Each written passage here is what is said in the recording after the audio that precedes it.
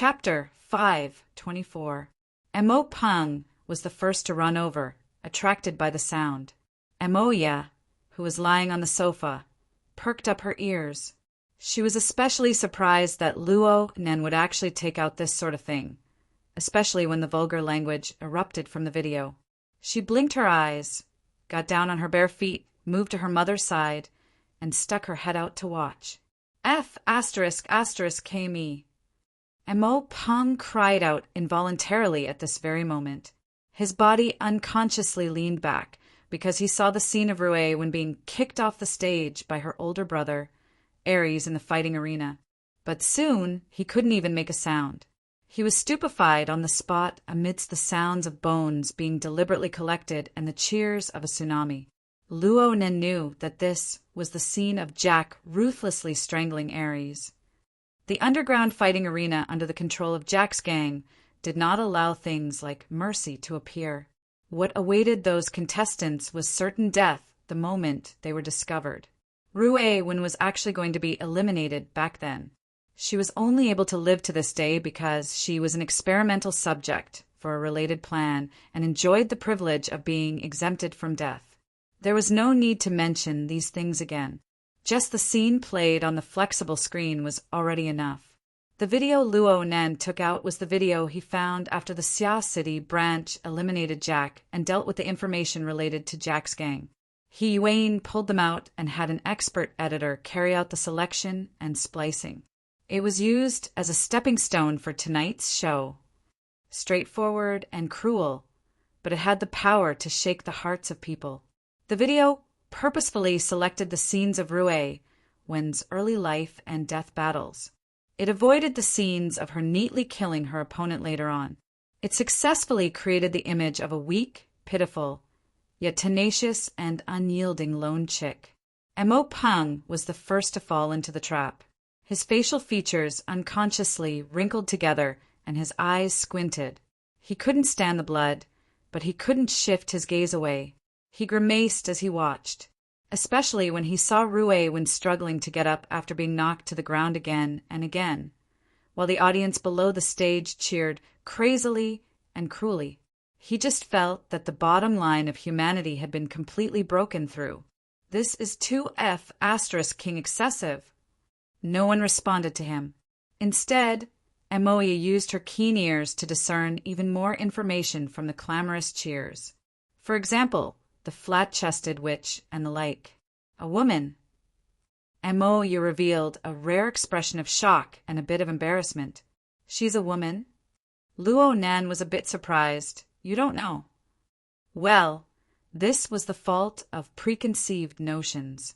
Last night, in the dimly lit alley, Rue had short hair and thin clothes. She was thin and flat, without any feminine characteristics or temperament. Emoya's first impression of her was that she was a little boy. After that, at the Santa Maria Charity Hall, Emoya left early. At the administrative center, she arrived late and did not see the specific information collected, so she misunderstood along the way. This misunderstanding shouldn't have happened, but when it happened to Emoya, the effect was surprisingly good. Mrs. Luo Shuqing was already unable to endure the scene in the video. She lightly pinched her forehead to buffer it for a bit. She heard the conversation between Emoya and Luo Nen and couldn't help but shudder. A girl? How old are you? I'm really not too clear. After all, I'm an orphan. Luo Nen spoke the truth. The Xia City branch didn't find any original records of Rue Wen's time in the laboratory, but from what they could tell from her initial data in the underground fighting arena, she was as thin and weak as a 6 or 7-year-old child when she first arrived. It was only because of 3 years of continuous training and the effects of drugs that she grew into her current appearance. It was also because of this abnormal growth that her age became hard to decipher. Initial estimates indicated that she was very likely 13 or 14 years old.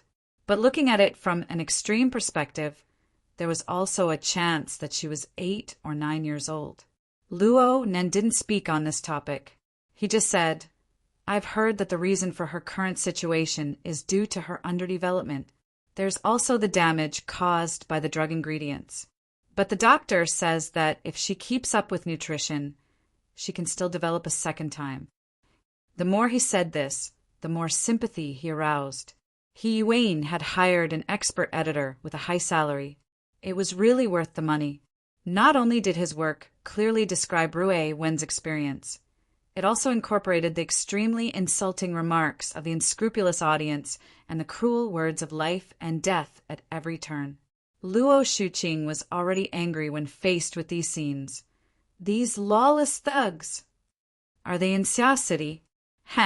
The police and, of course, the SCA aren't doing anything good to allow this place to continue to operate. The innocent uncle didn't refute, but his gaze turned away from the video. He seemed to be deep in thought. Luo Nan saw that the time was about right. He gently took the notebook back from his aunt to avoid excessively agitating his family. But there were some words that needed to be said. Right now, this underground fighting arena has already been destroyed. But there's a bit of a problem with the measures taken to deal with the aftermath. So much so that a child like Rue Wen has to wander the streets. I feel that since I've run into her, I should help her out. With the video as a basis, whatever Luo Nan said right now had a sort of natural justice to it. Mo Peng had already subconsciously nodded his head. Fine, this person's opinion could be ignored. Luo Nan shot a glance at Amoya. With his understanding of Amoya and Yuen and the analysis of the others, this older sister of his should have already given these two elders a heads up, correcting their mental expectations. Sure enough, Uncle expressed very calmly, "You're right. It's fine if you don't know. But since you've run into it, you can't ignore it. But doing charity isn't a simple task. How do you want to do it?" They're on the right track. Luo Nan took a deep breath and followed the instructions on the document. He organized his words a bit and spoke softly. "I've discussed this child with Brother Qin and a few other friends. Recently, the Department of Civil Affairs has organized a Family Recognition Society activity for a few welfare homes that adopt vagrant orphans in the West. The main goal is to form a pair of helpers to help the orphans come into contact with normal families and society. We feel that this activity is pretty good, so we're mainly going through the procedures today. We're going to transfer Rue Wen's relationship to the Orchid Town Welfare Home in the Forest Wall District. We know the director of this welfare home. He's a pretty good person, and he's a big shot designer. Family Recognition Society." Mo had already finished searching on her wristband. She shot a glance at Luo Nan before speaking. "It's already been going on for quite a few years. It seems like the government is backing it up?" "Yes, we've also considered this. And there's also worker Zhai. He just so happens to be in Orchid Town, and he's adopted a child. I've seen him before." Mrs. Luo Shuqing had a pensive look. "Worker Zhai, is he the one who helped you with your physics lessons? I remember that he works at the Crossover Electronic City, right?" "Yes, he's also an off-campus tutor for our school's Precision Electronics Inter-Society. Here, this is a photo of them." Luo Nan used the virtual screen of his wristband to show his family. He had asked Di Weiwu to send this photo over. They were inside the welfare home. The two had natural expressions. An environment was set up appropriately. It even gave off a bit of an artistic feeling. This activity is pretty good. Mrs. Luo Shuqing thought for a moment. It seems like the old Su couple from the company participated. They even posted it on their friends' circle 2 months ago. Luo Nan didn't respond. He just secretly clenched his fists. This was a good start. And the friends group also sent a wave of applauding emojis. The logic is clear. The expressions are on point. Old Zhai made a guest appearance in the background. I can take a screenshot for him. They've prepared quite amply. It looks like we don't need to get involved. The facts have proven that a certain someone has a talent for lying. Luo Nan recalled his previous speech. He felt that his performance was stable and he felt a bit proud. Yuen's plan borrowed the name of the Family Recognition Society, and it was his own suggestion. He had obtained inspiration from the relationship between worker Zhai and Di Weiwu. It looked like there was a layer separating it from direct adoption, and it was more troublesome. But after the relationship was confirmed, there was a buffer period of observation. It gave both sides a period of adaptation, and there was also the support of society. It was convenient to make a two-way choice, and it should be easier for the elders to accept it psychologically. Moreover, with Rue Wen's current situation, living at home for a long time would undoubtedly bring disaster to the family. This was the most realistic consideration. Nan Nan has thought things through very thoroughly. Luo Shuqing praised him sincerely. Being able to say this proved that she didn't reject this plan. Mo Haihang followed up with his evaluation. What's even more rare is that you're able to walk the path. You're not just going through the motions. Luo Nan was a bit embarrassed. He hurriedly spoke the truth. A friend helped me with the details. He said that it's better this way. Mo Haihang and Luo Shuqing locked gazes and said, "This child's life is pitiful. Anyone who encounters her will want to extend a helping hand. We'll definitely help if we can. Since you've already walked the path, we'll make contact with the welfare home tomorrow and understand the situation. I still need to discuss the specifics with your aunt. It's getting late. You've been running around outside all day. Go to sleep first." "Huh, that's it." Luo Nan was startled. Bamboo Pole reacted the fastest in the group. "I'm afraid it's not that simple. The adoption is a small matter. Right now, the focus is on you." Papercut agreed. "Yeah, maybe they don't want other children to know sensitive information. I think the test will come later." Luo Nan nodded imperceptibly and looked at Amoya. This older sister of his simply stretched her waist. She strode her long legs and went upstairs. "Then you guys discuss it. I still have work tomorrow. I'm going to sleep first. If I have time later, I'll go take a look at the welfare home. Lawn Town, right? Send me the address later." Mo Peng moved closer to the side. He wanted to say something, but his mother glared at him. "Go to sleep, everyone. Don't you have school tomorrow?" "That's hard to say. If the emergency situation continues, then maybe classes will be suspended. Let's go back to the house." Mo Peng shrugged his shoulders and pulled Luo Nan upstairs with him. At the same time, he spoke in a low voice. "I support you. Beautifully done." Luo Nan smiled at him. If his family had voted for him, then he would have already won by now.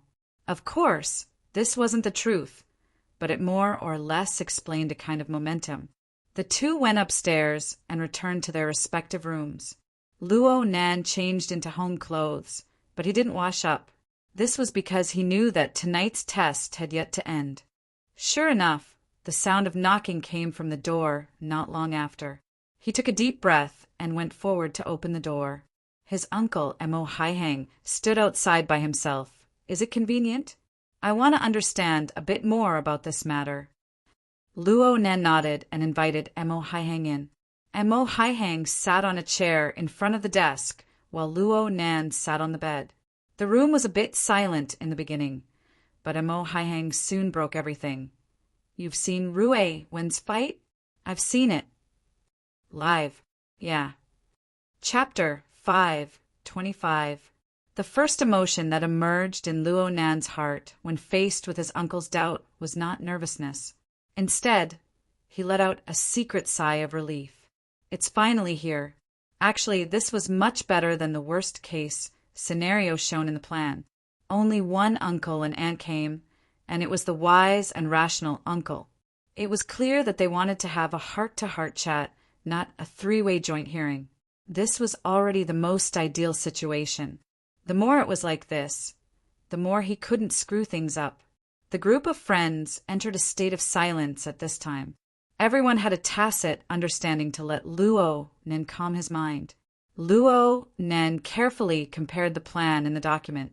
He first silently apologized to his uncle. To the outside world, it was a relatively long period of silence. Then he spoke.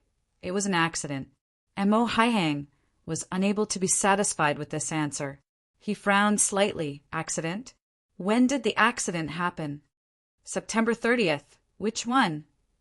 The night of September 30th, the Mid-Autumn Festival. We went to see Grandpa that day. You guys said that he could be at any time. Mo Haihang recalled seriously for a moment. His brows locked even tighter.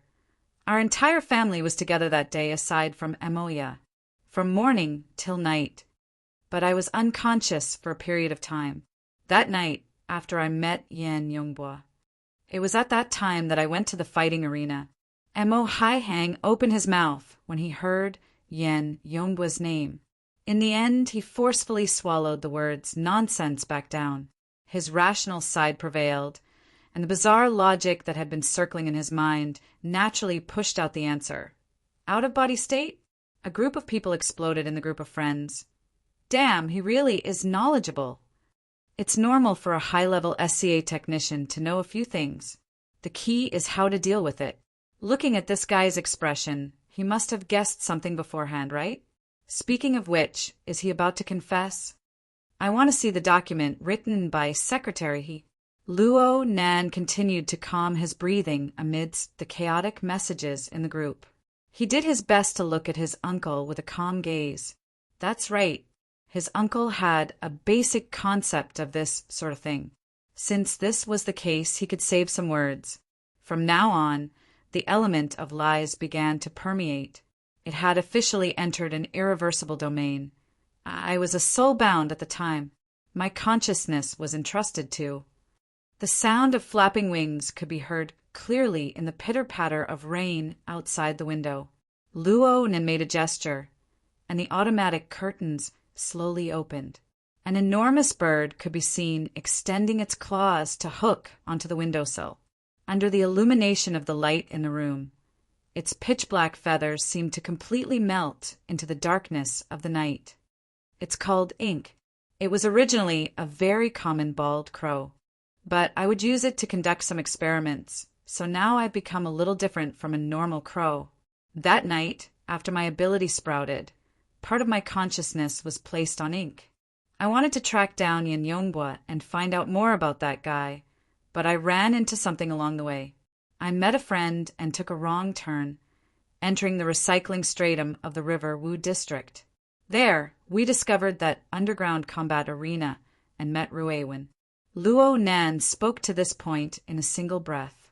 His heartbeat had already sped up unconsciously. Right now, he really couldn't go back. Mo Haihang was obviously stunned. He looked at Luo Nan. Then he stared at ink outside the window. This happened a few times, but he actually didn't pursue the matter. He just said softly, "Then are you an ability user now? Did you join?" Luo Nan nodded and finished speaking in a single breath. "Yes. After I sent my soul to ink, I helped my friend destroy that underground combat arena. And that friend was a member of the Xia City branch. Also, there were members of the branch in the hospital where I stayed that day. Over and over again, they recruited me into the society. Last week, I officially awakened. My abilities are soul attachment and precise perception. You've awakened?" Mo Haihang subconsciously confirmed once more. His absent-minded state was quite obvious. Luo Nan just went, "Yep." Red Fox, who had been rather quiet all this time, suddenly roasted in his friend group. "Official awakening. This is the most disgusting joke I've ever heard." Zhang Yingying also chimed in. Sure enough, secretaries are all black-hearted and black-handed. This document is quite lacking in sincerity. For this group of people to speak like this, it proved that the current situation hadn't gone astray. Sure enough, Luo Nan's uncle had done some mental preparation. He accepted Luo Nan's words in a dazed but smooth state. Several seconds later, he asked, "What happened to you? How did you feel at the Xia City branch?" Luo Nan didn't know what his uncle had left unsaid. He could only respond step by step. "The people there are quite nice. Everyone treats me quite well." Mo Haihang thought of another young man who was quite close to Luo Nan. "Shuele, is he also a member of the branch?" "Yeah, but he joined the society later than me. I was the one who recruited him into the society. Jim Mastershow approved of it. Really? If that's the case, then of course it's great. Mo Haihang suddenly laughed. He had many more questions that he wanted to ask in depth.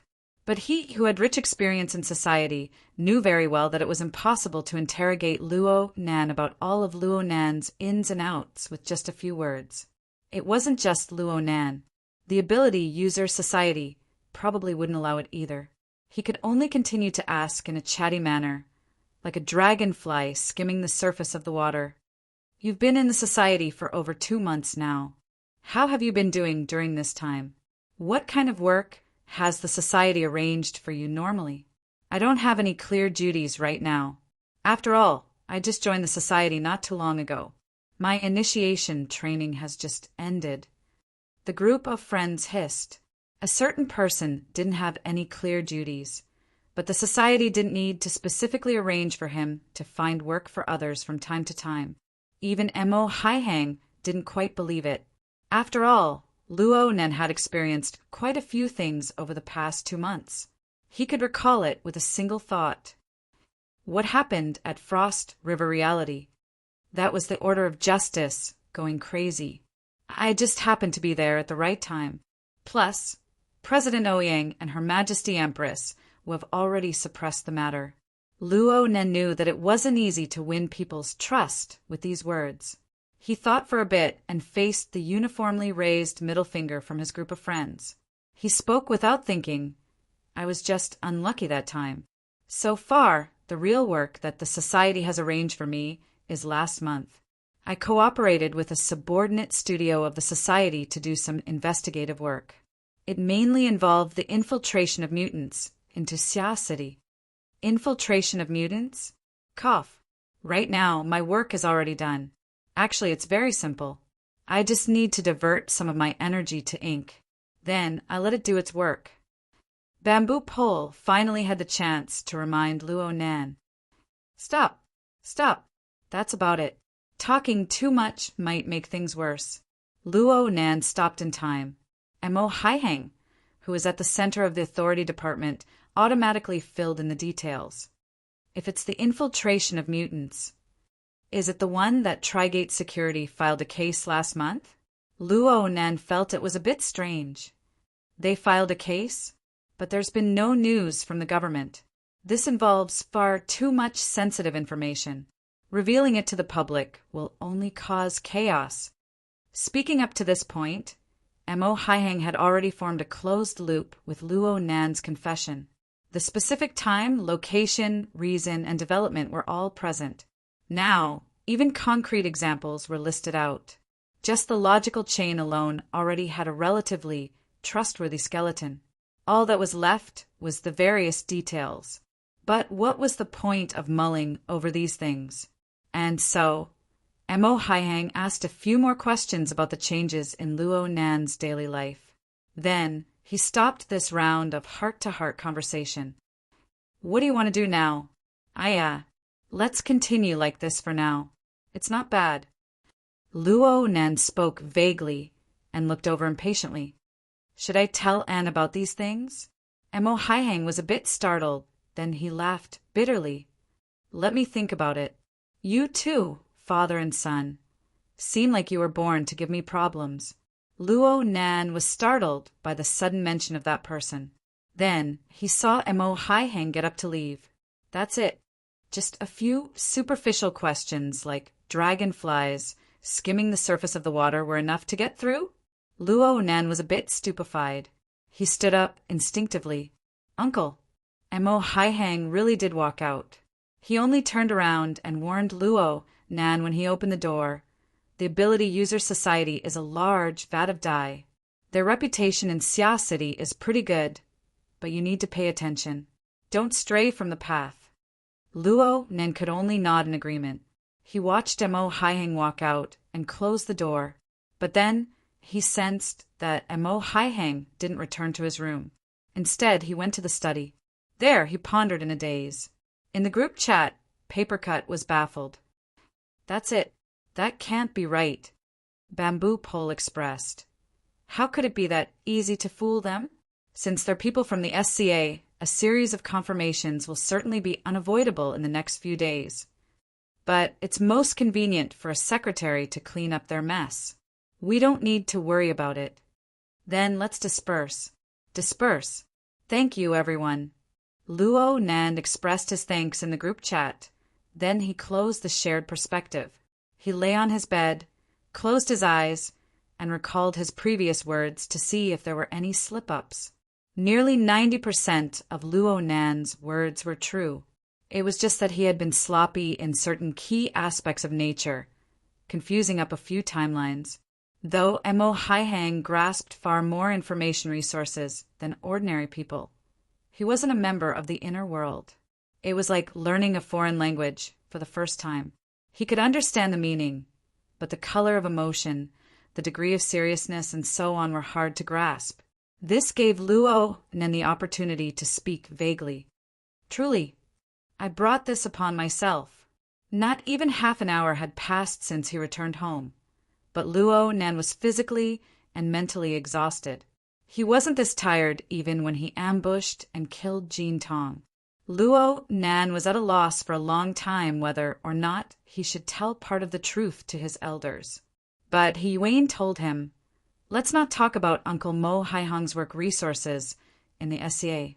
Just consider the careers of Luo Nan's grandfather, father, and mother in the wilderness back in the day, as well as related sensitive matters." This determined the essential difference between his family's elders and those ignorant, ordinary people. It was impossible to hide it. It was just a matter of how to express it. Actually, according to He Yuan's intentions, it was better to make a decision when it was necessary. Since things had already reached this stage, it was better to tell them everything and then immediately take measures to firmly protect his family. Of course, this was a fortress of safety established at the cost of completely destroying the normal lives of Luo Nan's family. And even He Yuan found it hard to guarantee that their family would truly be worry-free from then on. After all, it was impossible for the Xia City branch's strength to cooperate with the allies of Xia City's military and political departments, who didn't have a firm stance. In the end, Luo Nan chose to tell them part of the truth in order to ease the anxiety in the hearts of his two elders. Since he had set this goal, he had to hide all the information of pressure, danger, and the like. But he had to take responsibility for what he hid. It didn't matter if it was in his family or in the vast world. Otherwise, he would just be an idiot who avoided reality and harmed his loved ones. Luo Nan felt that he wasn't smart enough, but an idiot. Chapter 5:26. A few days after injecting the drug, Luo Nan had already said goodbye to sleep. He had a sleepless night, and the only person in the family who could sleep at night without any worries was probably that kid Mo Peng. However, the morning of the second day felt just like last night's conversation. It passed by like a dragonfly skimming the surface of the water. Before this, Luo Nan had even run out to do his morning exercises according to his living habits. He had been separated from Rui Wen for an entire night in passing. When he returned home with a body full of sweat, he simply thought that time had turned back to several days ago. Luo Nan had a general idea of the reason. His uncle had pondered for over an hour in the study last night, and the information he told his aunt went through a layer of filtering. His uncle didn't conceal the matter of Luo Nan joining the Xia City branch. It was just that, from his mouth, the Xia City branch had become a social society, something similar to a brotherhood. Through this analogy, the inner world, which was extremely complex, had become a relatively closed social circle. The corresponding activities were explained as research into superpowers. Could this sort of explanation be described as the older the ginger, the spicier? Luo Nan sat in front of the dining table, chewing on a piece of beef in his mouth, but it was tasteless. He felt that it was a bit absurd. The enormous flow of information had been passed around like this, layer by layer, and finally turned into a completely warped answer. Every time the flow was intercepted, the corresponding pressure had to be shouldered by the interceptor. Luo Nan was aware of this, his uncle was aware of this, but would his aunt really believe it? There was also Amoya. It must be said that Amoya was the one who understood Luo Nan's ins and outs the most out of everyone in the family. She should be the one with the greatest doubts. But ever since they formed a bit of tacit understanding in the administrative center, it seemed that she really wasn't interested at all. How was that possible? Luo Nan stuffed the food into his stomach with great difficulty, but he didn't want to stay at home for long. He hurriedly washed his face and rinsed his mouth before saying, "I'm going to school. I'm going too." In the end, Mo Peng didn't get to wait for the suspension notice. His spirit, energy, and soul were completely dispirited. He could only wave his hand weakly and follow Luo Nan outside. The two had just reached the entrance when Luo Shuqing suddenly spoke from behind. "It's getting late. I'll send you off." "There's no need. It's just a matter of 2 steps." "Forget it. Pretend I didn't say anything." And Mo Peng rolled his eyes and left without looking back. The fact that his own son couldn't compare to his nephew was a sad thing that he had already realized long ago when he was wearing diapers. But Luo Nan cried bitterly in his mind. He could feel his uncle and Mo Ye's gazes cast over at him at this time. Not being able to travel with Rui Wen, Chini Quinn, and the others was a small matter. What was important was how to deal with his aunt. He couldn't reject her. He might have been able to in the past, but he definitely couldn't during this sensitive period. He could only turn around and obediently reply, "Oh, thank you, Auntie." Luo Nan responded excessively courteously. Luo Nan immediately opened up his friend group of staff officers. He used his telepathic thoughts to guide and leave a message asking for help. "Emergency!" Perhaps it was because the atmosphere from last night had not dissipated, and it was just in time for dinner. The group was very lively. Zhang Ying exclaimed, "Is your house in hell mode? You've passed one level after another. In this kind of environment, you should be thankful that you haven't been raised into a weakling." Cat Eyes of the security team flew over and said, "I think he's quite popular." Bamboo Pole followed closely behind. "You've tried it? Hey, why is there another person in the group?" Crow, "This is great. We have a fox, a crow, an octopus, and a cat. It's enough to make a fairy tale." Octopus sent a yawning emoji. "Newcomer, hurry up and send me a red packet to refresh yourself." "Oh right, who's Crow?" "Huh, newcomer. Isn't this Boss Luo's friend group?" "Boss Luo, give me an introduction." The answer in Luo Nan's mind had just become clear when Crag burst probingly asked, "Rui Wen?" "Huh." Cat Eyes sent a photo of her and Rui Wen at this time. The two's faces were pressed together. One was smiling brilliantly, while the other was looking at the camera with indifference and indifference. Under the illumination of the lights in the room, one was charming and tender, while the other had a personality. "I'm a bit free tonight, so I pulled the little girl up.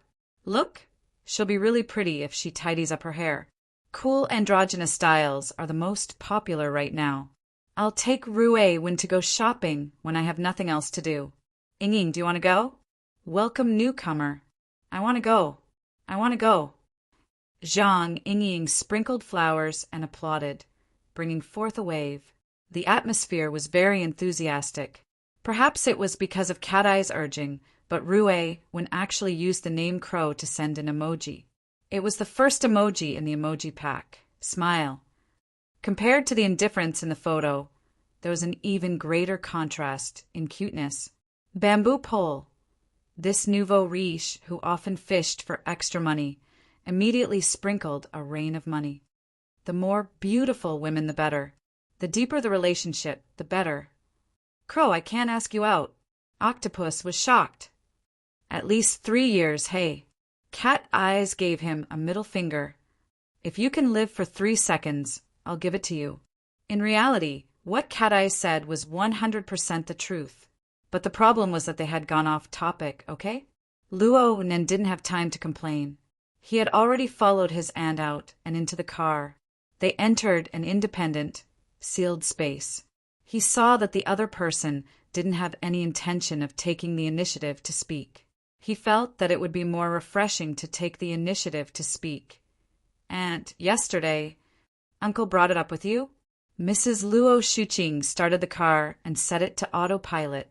She responded indifferently, "Our days can still go on."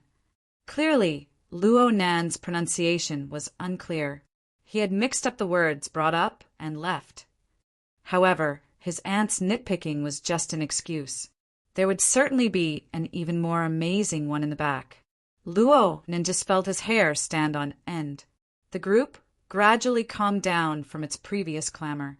Through Luo Nan's shared perspective, everyone's attention was focused. But a call came in at this time, and it was a direct request for a video call. Luo Nan swept a glance. It was Di Weiwu. He raised his head, and Luo Shuqing indicated that it was fine for him to just do his own thing. The video call connected, and nothing else could be seen. All he saw was the child's face that was a bit distorted from excitement. Then there was a piercing scream, "Brother Nan! Brother Nan! Brother Nan! You're 2F asterisk King awesome. Huh. He succeeded. Godfather succeeded. Look at this. Look at this." The little fellow gently pinched a floating water droplet over as if he was presenting a treasure. He crushed it with force and even crushed it a few times. But when his fingers left the water droplet for a second or two, the water droplet condensed once more. It grew from small to large, and it was on the verge of falling. While Di Weiwu was reporting the good news, Papercut, who had been invisible all this time, set off fireworks in his friend group. He even learned from the tycoon bamboo pole and sprinkled a rain of red packets of money. He succeeded. He wasted 5 years and succeeded in a single day. Boss Luo is a genius. Not many people knew about Worker Zhai's matter. Most of the people in the group were stupefied. What's going on? Luo Nan didn't pay attention to how Papercut would explain this to the others. He was happy for Worker Zhai. Worker Zhai's face just so happened to appear on the virtual screen at this time. This man was over 40 years old, and his eyes seemed to be slightly red. He was clearly emotional. But even so, he was still more perceptive than Di Weiwu. He knew that this wasn't the time to chat when he saw Luo Nan's background. He grinned and said, "Weiwu, sorry to disturb you. I'll just say one more word. It's done. Plus, I've successfully activated the 3rd level of the Hexayear. I've crossed 2 checkpoints in 1 step. We'll talk about the specifics later." The first 3 of the 6 communication levels of the Hexayear were the radio, the television, and the computer. The first 2 levels passively received information, but the 3rd level evolved to the human-computer interaction stage. According to the standards of Xia City, Worker Zhai was a qualified awakened. In other words, not only did Worker Zhai successfully create a semi-permanent condensation ring, but he also borrowed this miraculous structure to increase the level of his soul strength and cross the checkpoint of awakening. For an ability user, this was absolutely a major event that would allow a carp to leap through the Dragon's Gate. Even though Luo Nan was currently plagued with troubles, he was still happy for Worker Zhai from the bottom of his heart. This is a great thing. Congratulations. Worker Zhai did his best to maintain a smile and a steady voice, but in the end he just hoarsely said, "Thank you, Nanster." The call ended, but the clamor in the group of friends continued. According to what the group of people said, ability users like Worker Zhai, who had been stuck at the checkpoint of awakening for many years, would have their chances of awakening gradually decrease as they grew older. This was a huge problem that caused the non-awakened, who made up 90% of the group, to feel anxious and even despair. The success this time had evidence to observe. There were rules to follow. Writing a major thesis based on this was the bare minimum. It was even possible to establish a project. Luo Nan couldn't care less about the significance of this matter, no matter how much the group raised it. He looked at his aunt in the first instance, thinking about how to combine his uncle's words and come up with a proper explanation. But Mrs. Luo Shuqing had a very calm appearance. "Is it Worker Zhai?" "Yeah, today's matter, cough. It's a difficult problem that has troubled him for a long time. I had a flash of inspiration and came up with an idea. Then he experimented for a while and succeeded. That's why he came looking for me to report the good news. Luo Shuqing laughed, but didn't say anything. She shifted her gaze forward, looking at the high-speed magnetic track that continued to extend out. This was bad. Mrs. Luo Shuqing was a senior HR employee who didn't show her emotions on her face in society. Every year, who knew how many elites brimming with confidence would sigh in the face of the past she guarded. But she was still very straightforward in front of her family. She said one thing as one and two things as two. Once she was silent, it meant that she had something very heavy on her mind. This wouldn't do. Luo Nan's head hurt. No matter how hard he steeled his resolve to kill and intimidate, it was to the outside world. The change in the atmosphere of a family couldn't be stopped by the destruction of the human body. He tried to communicate. And before he could finish speaking, he saw Mrs. Luo Shuqing's elbows press forward. Her body leaned forward, and her chin pressed against the back of her hand. Her entire body just lay on the steering wheel, staring straight ahead at the road. At this moment, she was no longer a solemn elder, nor was she a dignified executive. Instead, it was as if she had returned to 20 years ago, the age of youth. Chapter 5:27. Luo Shuqing's expression of indescribable emotions caused the atmosphere in the car to become increasingly strange. Luo Nan didn't dare to disturb her, but his keen senses discovered that the moisture on his aunt's cheeks had increased a bit. Was she crying? The car drove on the low-altitude traffic zone. The morning traffic surged and shuttled back and forth. No one paid attention to the feeling of being in this ordinary family car. Luo Nan instinctively wanted to seek help from the staff officer team, but he saw his aunt's figure lying on the steering wheel. Her emotions were so desolate and low. Was this something that an outsider staff officer could solve? He instinctively felt that something was wrong. His friends noticed the situation in the car at this time, and the clamor died down. But strangely, no one gave him any ideas. The silence on both sides made Luo Nan suddenly realize something. Yes, how could an outsider deal with a family's emotional problems? He subconsciously cut off the shared view and closed the group chat, but this didn't help his ability to solve problems. His mind was still a field of blankness. His aunt suddenly called out his name at this time. Her pronunciation carried a bit of a nasal sound. "Your birthday is coming soon, right?" "Ami, it's June. I'm talking about your father." Luo Nan was suddenly stupefied on the spot. His aunt knew of his serious dissatisfaction with that person these past few years. She rarely took the initiative to mention it, so Luo Nan had already lost the relevant reaction. Should he be angry? Should he be furious? There was an instant when Luo Nan's heart was blocked by some sort of negative emotions, but the amount that truly surged to his head was much smaller than he imagined. Luo Nan had a general idea of what was going on. He discovered that the deeper he cultivated, the more frequently he could see traces of that fellow. Even if he missed and admired his mother's achievements, it was impossible to overlook the faintly discernible shadow under the brilliant radiance. Plus, there was still the external neuron. Luo Nan suddenly discovered that a considerable portion of the negative emotions that soared in his mind were directed at him. He felt like a child. His heart was clearly filled with resentment. He felt that all of his righteousness and grievances were occupied by an adult. But when an adult sent him a candy, he couldn't help but chew and eat it. There was even a hint of delight in his heart. Where's your backbone? Where's your righteousness? You were so angry for so long. Was it just a hypocritical gesture for candy? Duh. Luo Nan used his fist to heavily pound his thigh, but he forgot that the strength of his hand was no longer the same as before. The sound of his fist wasn't loud, but he felt as if his bones had gone limp from the shock. Looking at him like this, Luo Shuqing actually laughed. Her voice was still nasal, but there was a kind of pleasure of revenge. She finally turned her head.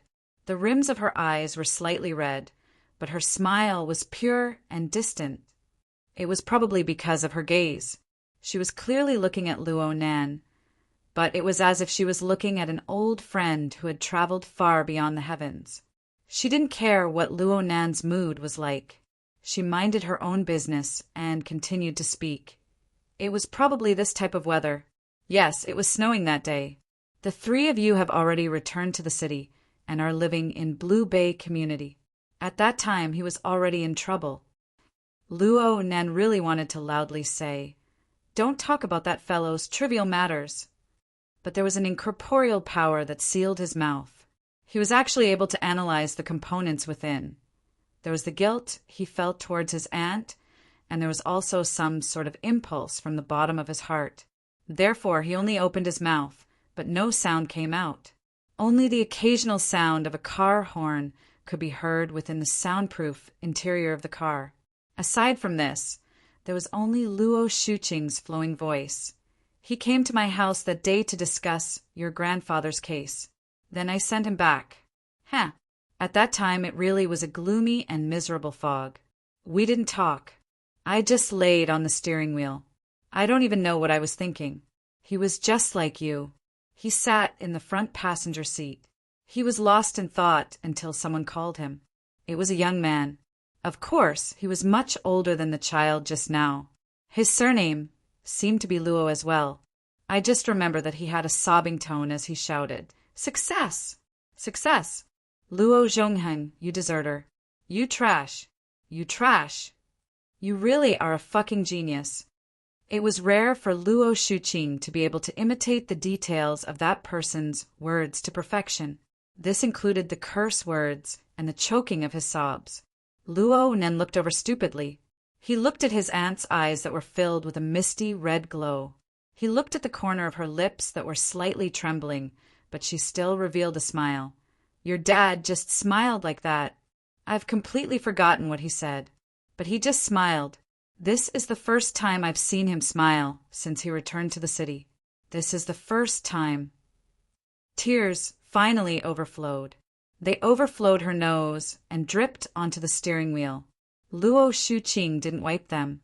She continued to lay on the steering wheel. She gazed at Luo Nan with the side of her face.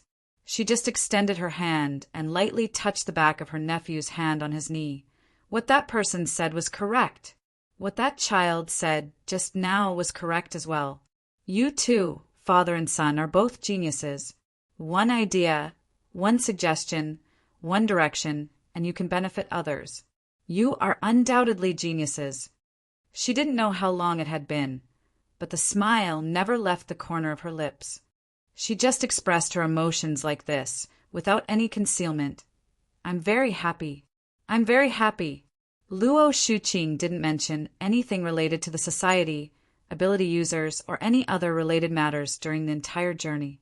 She only asked about Worker Zhai. She asked about Di Weiwu. She asked about Rui Wen. She only wanted to know about the geniuses related to Luo Nan. As for the others, she knew that it was meaningless. The car passed through 4 city districts and arrived at Acumen College. Luo Nan got off the car and sent off his aunt. He still stood motionless in his original spot. He just felt a bit absent-minded, a bit misty, and a bit complicated.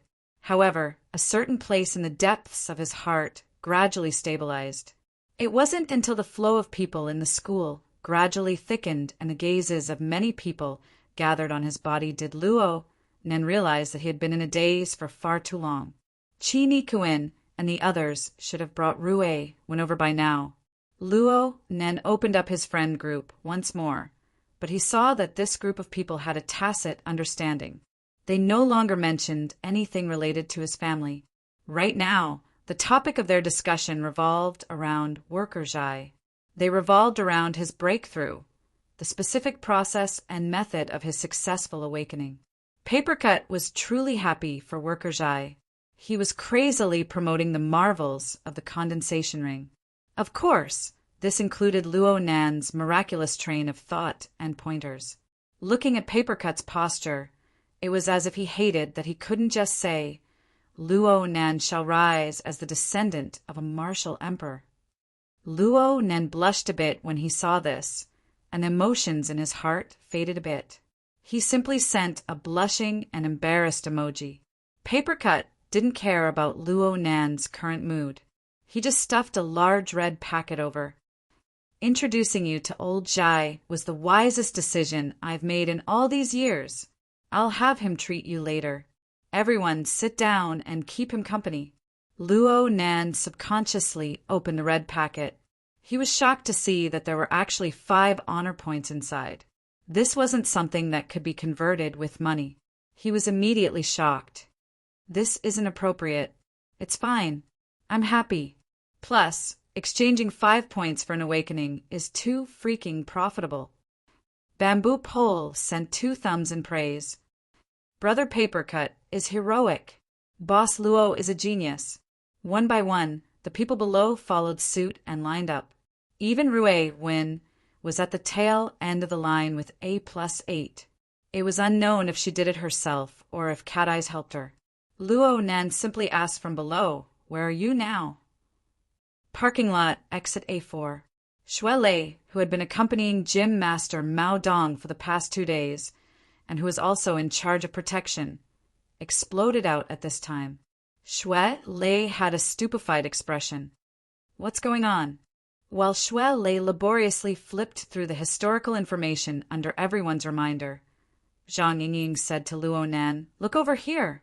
Look over here. Your chance to win a new nickname is here." Luo Nan replied with a head-scratching question mark. It was rare for Zhang Yingying to formally send a long paragraph of text. The boss is very interested in your and worker Zhai's train of thought and method. He feels that this is a new direction in the application of the dripping sword. It will be helpful to those who have not awakened or have just awakened. It just so happens that the elementary training class is about to start. Luo Nan, hurry up and write the lesson plan. I'll let you go this year. Hi. Luo Nan only replied with an ellipsis. The others grew more and more excited. Congratulations. You can call him Teacher Luo in the future. Professor Luo is still more pretentious. The boss hasn't gone on stage yet. Do you want to practice in a small area first? We'll give you some face. Luo Nan sent a sweating emoji. No way. How many days has it been since I finished my basic training? Plus, it's just an idea. Worker Zhai is the one who came. Shouldn't Worker Zhai be the one to go? None of them can escape. Worker Zhai wants to participate in the exchange of experience. Hurry up and notify him, Papercut. No, just pull him into the group. It should be fine to use the Hexier. Of course it's fine. I'll go pull him in. Papercut went to invite Worker Zhai into the group. Luo Nan's thoughts grew firmer. Having Worker Zhai is enough. Why would I join in the fun? You guys know that right now I'm in a terrible mess. I can't split myself up. Yingying, can you help me explain this to Her Majesty Empress Wu? Oh, that's true. Zhang Yingying looked at the members' list of the group. Crow had only spoken a few times. Zhang Yingying felt that it was a bit too much. Just thinking about the troubles that Luo Nan was currently encountering was enough to make them feel like their scalps were going to explode. Then I'll tell the boss? Tell him. Tell him. Thank you so much. Luo Nan managed to get out with great difficulty, and he saw Rue Win and the others at the exit of the underground parking lot. Let's go to gear first. Rue Win can stay there when I go to class in the future. Cat Eyes can accompany her. Well, if my family goes to the orphanage to check up on me, you know what to do. Rue Win nodded slightly. Luo Nan had Rue Win go to gear for other reasons than for better arrangements. Before he could instruct Cat Eyes face to face, the Hexa-ear rang with a sharp and ear-piercing alarm. An artificial voice also sounded at the same time. Number 5357. According to the adjusted calculations of the Branch Finance Committee, the system has already deducted all of your resource expenses from last week. You have a total of 137 honor points. Your current honor points are minus 124 points. Due to the negative value of your honor points, the system has automatically adjusted to credit mode and is preparing to shut down relevant privileges. If you have a different opinion, please file a written complaint with the Finance Committee as soon as possible. The countdown for shutting down relevant privileges has begun. It was at this moment that the countdown on the virtual vision of the Hexa-year began. Chapter 5:28. A minute later, Luo Nan looked at the bill sent by the Finance Committee. He had already forgotten to walk. The bill listed in detail the status of all his honor points since December 3rd. Luo Nan's only income came from the large red packet that Papercut had given him a few minutes ago. Everything else was expenses. Only the expenses of the computing space existed in Luo Nan's memories. He had spent a total of 10 honor points, but the remaining 127 points, those inexplicable names. Appearance fees, intelligence support, network consumption, lawyer fees, accounting costs. What the hell is this? Luo Nan was a bit restless. It must be known that the Society's honor points could be exchanged through official channels for 1,000,000 points per point. This was a debt of over 100 million. And it was a one-way exchange. He could only exchange points for money. He was not allowed to exchange money for points. In reality, it was impossible for anyone to exchange points for him. Honor points were the only currency in circulation on the Society's resource trading platform. Aside from bartering, the rare resources on the platform could only be traded with this virtual currency. Luo Nan was a bit far away from these things. Right now, he just couldn't figure out what these expenses meant. Looking for He Wayne and Secretary, he was definitely the right choice. Secretary, he was very surprised when she heard the news. She understood the situation before giving Luo Nan a more detailed report. The Finance Committee believes that you have consumed a large amount of the branch's internal resources, starting from the night of the 8th. This includes, but is not limited to, the transfer of Society members, the use of contacts, intelligence work, and so on. Following this, the corresponding resources must be coordinated in order to ensure the effectiveness of your family members' response plan.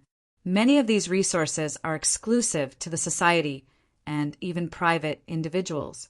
So, if you want to carry out the plan, you must pay corresponding compensation. Of course, the compensation in the inner world, credits, and the like were meaningless. They were impossible to measure. The only thing that could be used to pay was the honor points that circulated within the Society. In other words, if Luo Nan's uncle were to use the SCA's resources to continue an in-depth investigation of Luo Nan's current situation, the corresponding expenses would increase according to the Finance Committee's new calculation method. Right now, your authority in the Society has been changed to be supported by the credit system. The Society expects you to have 1,000 credits, but you need to repay a portion of the principal and interest every month. If you can't make ends meet, 1,000 credits will be deducted. That would be bad. So, you've offended Her Majesty Empress Wu. He Yuan's conclusion was concise and clear, going straight to the heart of the matter. Her Majesty Empress Wu is the person in charge of the Finance Committee. All accounts have to go through her signature for confirmation. She has the authority to adjust the calculation of the relevant accounts, as well as to make evaluations regarding certain privileges. Luo Nan was a bit stupefied. Yesterday, he was helping to shelter her from the wind and rain. Why did he turn hostile today? Did you bump into her somewhere? How is that possible? I also... Hold on. Luo Nan suddenly thought of something. He raised his hand and sent a communication request to Zhang Yingying. Luo Nan didn't say much after the call connected. He directly sent over his bill and his opinion on how to deal with it. Do I count as having found the end? Zhang Yingying responded with a dumbfounded emoji and then hurriedly replied, Wait a moment, let me ask. She then left this side and went to confirm with Her Majesty Empress Wu. However, once she left, there was no reply. Luo Nan was helpless. He could only first settle Ruiwen down. It was already time for class, so he hurried to the classroom. The first class today was a major class. Luo Nan and Xue Lei just so happened to be together. When the two met, they were both frowning a bit. There was no need to talk about Luo Nan. Right now he was in trouble from head to toe, from inside to out. He could become a corpse on the streets at any time, and he could become a bloodbath at any time. He was without a doubt the number one troublesome source of infection in Xia City. From Xue Lei's perspective, today was already the 10th. There were only 12 days until the winter solstice battle with Duan Hong at the Thunder Falcon Dojo. He still hadn't found a perfect plan up until now, and he couldn't just stand by and watch Luo Nan's troubles with folded arms. His head was swollen to the point of pain. The two of them didn't listen to what the teachers said in class. Blessings never come in pairs, but misfortunes never come alone.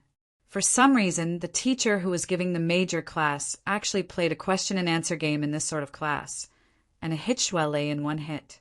Even if Xue Lei had the courage of 1,000 men, he could only stand up stupidly and awkwardly say, "This student's intelligence is insufficient. Please, teacher, help me top up." Luo Nan let out a rare laugh. But then the Hexa-ear's communication sound and the teacher's call for the student next to him rang out at the same time. Poor Luo Nan. Even if he knew the color of the underwear of every student in the classroom, the teacher's standard answer was futile. Plus, the Hexa-ear's belated communication was still distracting him. He stood up unsteadily for 2 seconds, but his eyes could only stare at the ceiling. He released the most classic emergency answer of a grade 13 student from the year 2096. "Teacher, I'm asking for a leave." "My stomach hurts." Luo Nan scuttled out amidst the roaring laughter of nearly 500 students in the large classroom. In just a few steps, he treated the experience in the classroom as an unreal dream. He quickly walked down the stairs and contacted Qi Nikuin at the same time. "Arrange a car. We're going to Heavenly Herbart's." "Which one?" "God knows which one. They say it's at the Sky Luck Tower." Qi Nikuin understood and asked, "Are we going now?" "Are we all going?" Luo Nan looked at the electronic invitation that Zhang Yingying had sent back. His name was the only one written on it. He shook his head. "You and me. Brother Gauda and Cat Eyes can accompany Rui Win. In any case, there's no need for security over there." The northernmost administrative district of Xia City was the Sky Terrace District. The city was built against the mountains, and the terrain was uneven. The 3 tallest buildings in the city, the tallest, the most expensive, and the most pretentious building, the Sky Luck Tower, was located there. Luo Nan wanted to go to Heavenly Herbart's, which was located in the Sky Luck Tower. It was the kind of place that people with less money could not enter just by looking at the door number. Luo Nan and Qi Nikuin arrived at the Sky Luck Tower 40 minutes later. They took the elevator to the 222nd floor. They exited the elevator. The south side of the long corridor was an entire row of high tensile glass walls, although this floor only reached the chest area of the Sky Luck Tower as a whole. Due to the terrain, the entire Xia City seemed to be within sight when one looked south. Of course, this didn't matter to Luo Nan. The icy cold rainwater covered the entire area of his senses. He didn't care about this scenery. But in terms of his senses, there really was an area in front of him that was hazy and unclear. Plus, he was constantly getting closer to it. "Over here." Zhang Yingying was over a dozen meters away. She waved her hand in this direction, afraid that Luo Nan wouldn't be able to see her. Today, Zhang Yingying walked with a light and familiar style. She wore an orange-red wool coat, leather pants, and short boots. She even wore a black-brimmed hat that gave off a rather artistic feeling. She seemed bright and beautiful, and she seemed lively. She stood there radiating with splendor. Heads turned to look at her off the charts. But after Luo Nan raised his hand to signal, his entire attention was drawn to the long-haired woman who was leaning against the glass wall and reading a book with her head lowered. Compared to Zhang Yingying's thick and heavy colors, this woman only wore a simple pair of jeans, paired with a white linen sweater that was a bit too loose. It was as if she was still living in autumn. The light from the outside was slightly dim. The outline of the silhouette, the hanging curtain of hair, the lightly held scroll, and all sorts of other elements converged together to form a nearly perfect composition. Luo Nen didn't want to decipher anything. He just couldn't help but think at this moment. This woman reads a book and doesn't appreciate the scenery. This is because the world within the book is much more vast and profound than the simple scenery. Cough, that's what I think too. Qin Ikuin hissed from the side. It really is Her Majesty Empress Wu. She really was. Though the name of the invitation was a baffling charity art exhibition, Zhang Yingying, who had sent the invitation, was following the decree of Her Majesty Empress Wu. Her Majesty Empress Wu was undoubtedly waiting for him here. With this boss here, security work and the like really didn't have any meaning. Boss, Nanster, and the others have arrived. Zhang Yingying was worried that Her Majesty Empress Wu would be engrossed in reading, so she reminded her. Her Majesty Empress Wu didn't put on an act. She simply closed the book and held the scroll in her hand. She nodded to Luo Nan in greeting and smiled. Perhaps it was because of her makeup, but this woman didn't seem to have the dignified bearing of an extraordinary. Instead, she seemed like a cultured and refined teacher, or perhaps an artist. Luo Nan silently said 137 in his mind to rid himself of this misconception. Even now, he didn't know why Her Majesty Empress would send him an invitation. He didn't know how he had offended Her Majesty Empress Wu.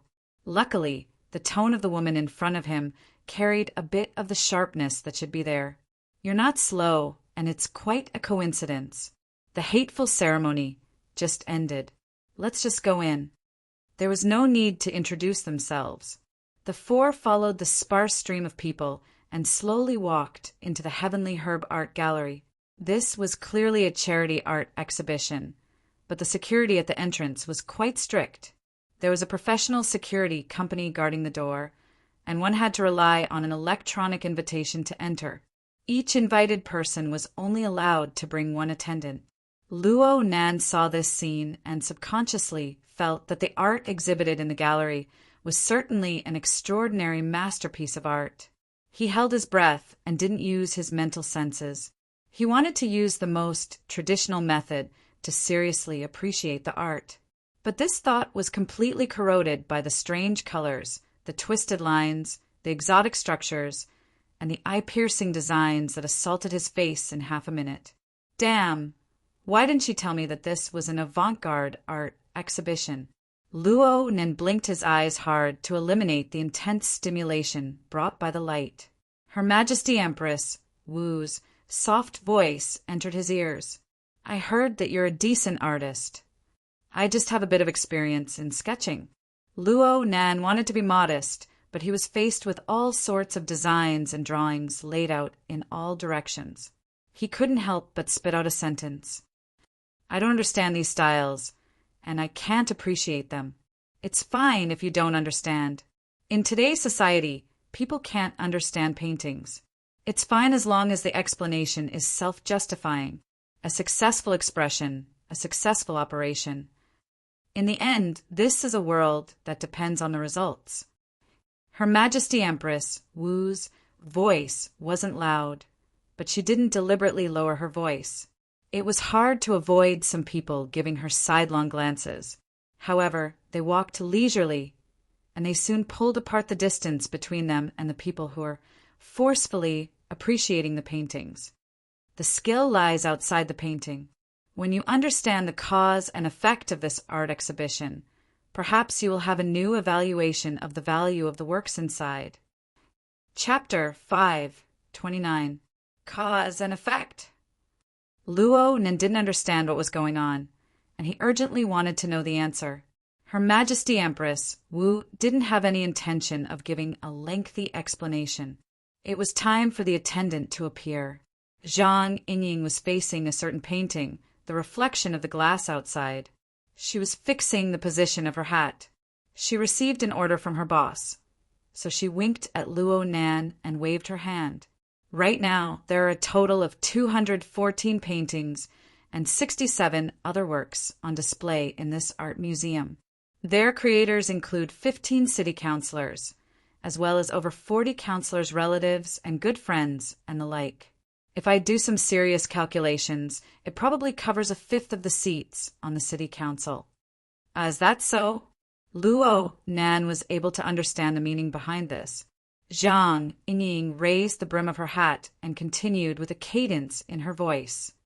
The organizers of the event believe that this will be a successful exhibition and charity auction. You definitely didn't see the attachment to the invitation. The starting price of every work is over 200,000. The highest can reach 2 million.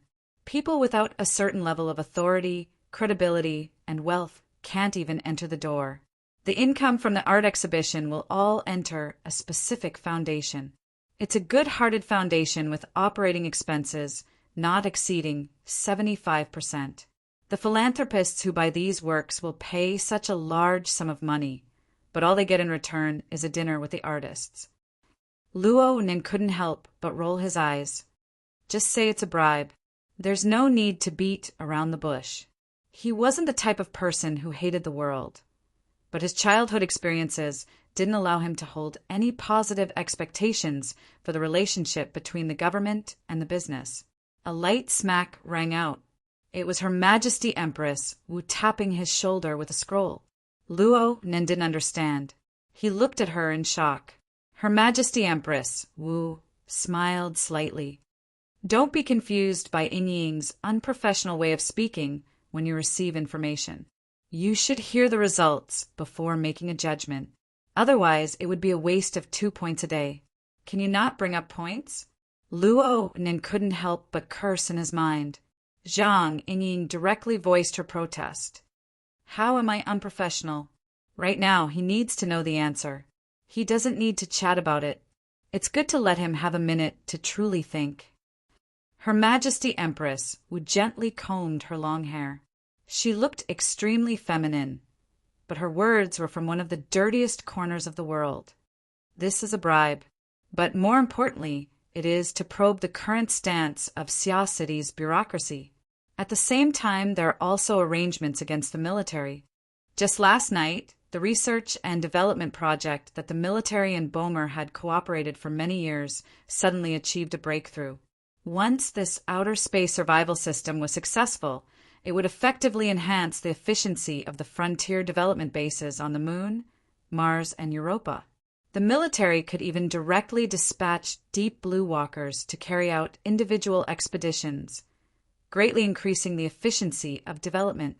The progress of this project is 2 years ahead of schedule, which can save the Aerospace Army nearly 20 billion in research and development costs. By the way, your secretary's family should be able to make a small profit this time. Argument comes after the argument. Everything serves the argument. Though Her Majesty Empress Wu did not speak bluntly, Luo Nen still had a vague answer. Her Majesty Empress Wu concluded, if you add in the turmoil in the inner world, people from all walks of life will come one after another, forming a direct pressure. Then this operation can be said to be well organized, far better than the rubbish we're seeing now. It's the movement of those capitalists who have ideas about Rui Wen. Luo Nen completely understood what was going on. He also understood why Her Majesty Empress Wu had called him here. It was a substantial level of meaning. He subconsciously wanted to search the art gallery with his mental senses to see if he could catch the mastermind, but he soon came to a realization. He didn't recognize those people. Moreover, this was a comprehensive probing attack. Aside from the greedy people of the inner world, the other operations were all on the level of capital and politics. They were unseeable and untouchable. How could he touch them in a short time? The effect of psychology was enormous. Though Luo Nen had yet to truly make a move, he felt extreme disgust towards this baffling art exhibition. He walked through this seemingly elegant exhibition hall, but he felt as if he had stepped into a cesspool. Her Majesty Empress Wu's words revealed a needling edge at this time. In comparison, Your way of doing things makes people quite speechless. I don't need to explain the specific analysis. You should be able to understand it yourself. Since your sketches are decent, why is your behavior in society like a child scribbling? You do whatever you want without a shred of logic. Luo Nan was stunned when he was suddenly reprimanded in front of his face. Zhang Yingying saw that he was a bit embarrassed and hurriedly said, "Boss, you have to look at the powers he faces. How many days has it been since he entered this circle? It's already pretty good for him to be able to counter every move in a muddle-headed situation. Talent is needed for planning, and conditions are even more important." Conditions? Her Majesty Empress Wu suddenly stood still, bringing the other three to a stop. Luo Nan felt Her Majesty Empress Wu's gaze focus on his face. It carried warmth, sharpness, and strength. Let's talk about conditions. Let's start with the conditions you currently enjoy. Was she going to talk about the cause and effect of minus 137? But contrary to Luo Nan's expectations, Her Majesty Empress Wu cut in from a more macroscopic angle. Society is nothing more than the distribution and production of resources, based solely on efficiency as a standard.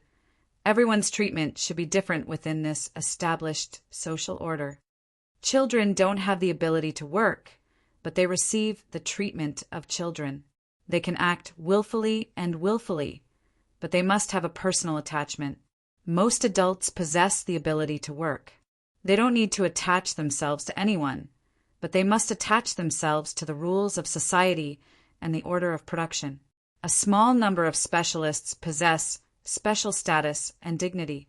This is because they can allow society to operate more efficiently. Naturally, society's resources are inclined towards them, but in actual situations, there is a limit to this inclination. Even first-rate scientists have times when they need to run projects. The more Zhang Yingying listened, the more she felt something was wrong. She finally came to a realization. Hold on. Boss, this is clearly Luo Nan's grandfather's formatting theory. There were quite a few people researching formatting theory in the current Xia City branch. As a friend of Luo Nan's, Zhang Yingying had put some effort into this. At the very least, she knew about the classification of the format pyramid. That's right. I've been researching formatting theory in addition to reading Buddhist scriptures recently, as well as its expounder. If I were to throw Mr. Luo Yuandao back 2,000 years in the past, perhaps he would be able to reach the position of Sakyamuni? Her Majesty Empress Wu seemed to give a casual evaluation, but Luo Nan enjoyed it quite a bit. He decided to temporarily ignore the slight unhappiness from being reprimanded. However, Her Majesty Empress Wu's feelings weren't within the scope of her concern. This world's apex extraordinary continued her discussion. From the birth of this theory, there is indeed a type of person in this world that can obtain nearly limitless resources from the entire society. This person's most basic standard is to be able to guide the entire society to achieve a complete transformation. Do you think that you have the qualifications to do so? Luo Nan didn't know what to say for a time. Her Majesty Empress Wu placed the scroll on his shoulder. Luo Nan didn't know the significance of this action, but Her Majesty Empress Wu's conclusion was very clear. I believe that you are a very special existence. You deserve special treatment, but from a certain period of time, the resources poured into you by the Xia City branch have already blurred the boundaries that ought to be there. And you always give people pleasant surprises. You make people feel that you are worth the money. Unfortunately, upon closer examination, this might not be the actual output. Instead, it might be a news story in the capital market. Every day, there are stories of bubbles bursting in the world capital market, and even more bubbles blowing in. As a rational investor, we need to take a look right now and see if the project behind the story truly has the value to continue investing in. Her Majesty Empress Wu's words were straightforward. It was completely in the style of capital transactions. Frankly speaking, it was extremely incompatible with her elegant and free temperament. But Luo Nen didn't get too angry. She had already stood up for him against the extraordinary. What else could he do? What's more, it was born from formatting theory. Even if it was just a specious simulation, it was still something he could accept. There was only one point in his mind that was strange. Where had he heard these words before? The four of them stood in the aisle. The men couldn't be considered handsome, but the quality of the beauties was extremely high. They were quite eye-catching. Her Majesty Empress Wu didn't have the hobby of being admired like a work of art. She put away the scroll and continued forward. At the same time, she asked Luo Nan, "What makes you special?" Luo Nan didn't have a conclusion in his mind. He asked back, "Your Majesty, what do you think?" Her Majesty Empress Wu didn't beat around the bush. "I believe that you know the direction of your own development, and you are working hard towards it. Even more fortunate is that this direction has extremely high prospects and potential for development. There really aren't many lucky people like you. The vast majority of people in the world, including Ying, don't know their true direction. They need to hit a nail, suffer setbacks, and even take a turn on the edge of life and death in order to understand. But at that time, the state of their lives and minds won't allow them to change." Zhang Ying did her best to be the one to liven up the atmosphere. She voiced her protest. "Can you not use me as a negative example?" Her Majesty Empress Wu ignored her and said, "Special doesn't equal value, at least in a certain stage. You are one of the lucky few. But where is your greatest value? From the perspective of capital, you are the final result of your grandfather's theory. Before you, countless people have failed and died in order to verify this theory. Only you relied on a simple notebook. You relied on ability, willpower, and luck to survive in the end. Right now, there are quite a few people who want to see what happens next. They want to see whether or not a single copy of yours can ultimately become a successful example. Countless people will copy, imitate, and learn from you. But these people's gazes are extremely picky. Formatting theory isn't a rare project. It was severely exposed 20 years ago. The investors tried to industrialize it, but reality proved that this was a dead end. Then they found a spokesperson based on the reality of the situation. This spokesperson carried out a universal transformation of formatting theory, and that was Yen Hong and his experimental son. The birth of the archetype format represented a path for people to walk. But this path has been blocked for you. Luo Nen opened his mouth to respond. "I never thought about walking this path." "Your ambition is commendable. But what kind of path do you want to walk?" From the perspective of an investor, a project that cannot be industrialized and cannot realize profits is worthless. From the perspective of a scholar, a theory that cannot obtain approval is a tragedy. Have you really thought about how you should walk your path from now on? Chapter 530. Zhang Ying felt that today's boss was a bit too talkative, and he was too inhumane. She couldn't help but tug at the corner of her clothes. "Boss, you didn't pull him over to talk so much just to give him a blow, right? It's just a bit of the investor's grumbling. You can understand it as taking it out on him." Her Majesty Empress Wu tapped her palm with a scroll. She didn't hide her attitude at all. "You haven't seen those nerds in the lab. I said, I can take this out to make some money first. But they said, this isn't my direction. Don't disturb my research. Who do you think I'm talking about? It's that bastard, Ouyang-chin." Luo Nan believed that this was one of the most elegant expressions for bastard.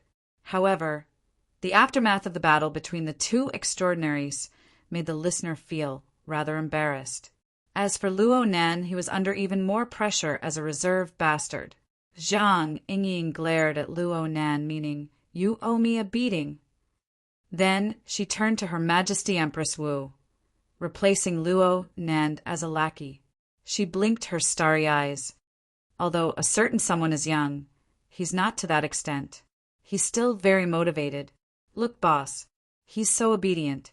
He's certainly very obedient. Of course, he's a bit stupid.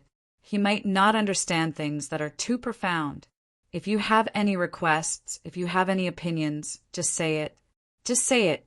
She was beating drums, making hand gestures and winking eyes. Luo Nen would be done for if he didn't keep up. From his perspective, Her Majesty Empress Wu was the apex figure of the world. It was not shameful to receive guidance and education from her. Luo Nen took a deep breath and really did ask for guidance obediently. I hope Your Majesty can give me some pointers. That's fine. Her Majesty Empress Wu gave a smile that wasn't a smile. We're done talking about status and value. Let's talk about advantages. Where do you think your advantages lie? Relative to me. Luo Nan nearly choked to death from this precondition.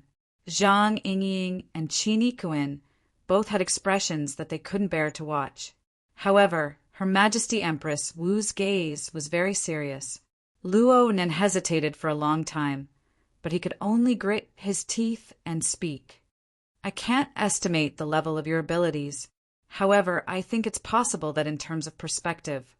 Her Majesty Empress Wu actually nodded in approval.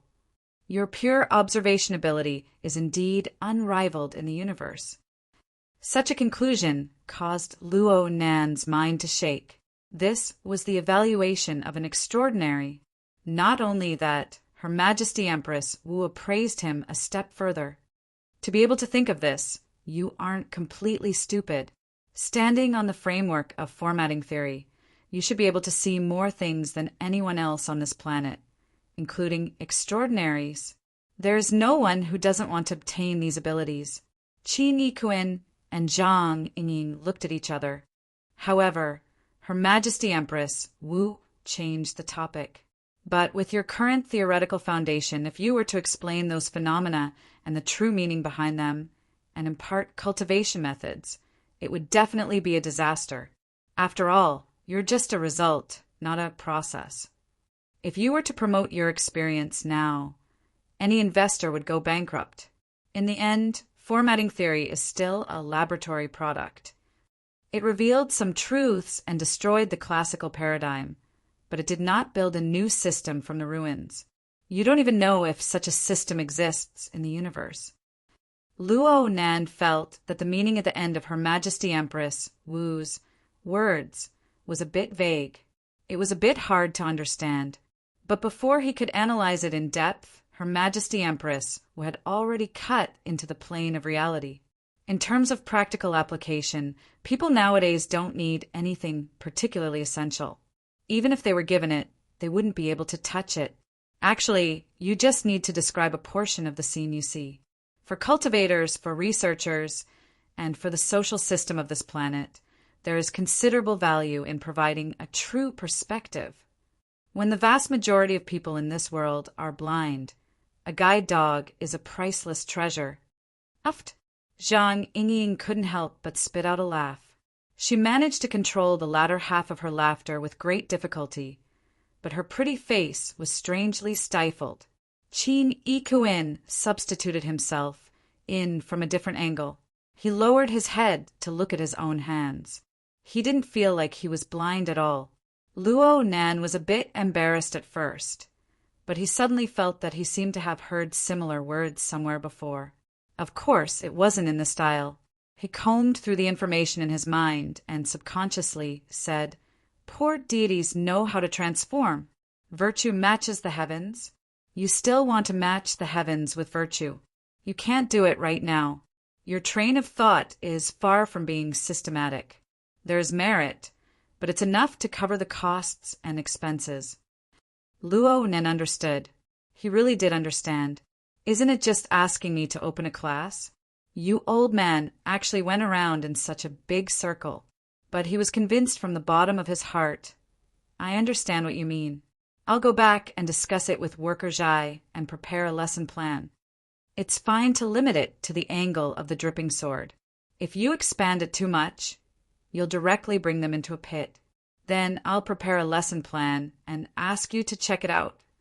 Having said this, Luo Nen couldn't help but ask, "Can I increase the value of my investment by opening a class?" You're thinking too much.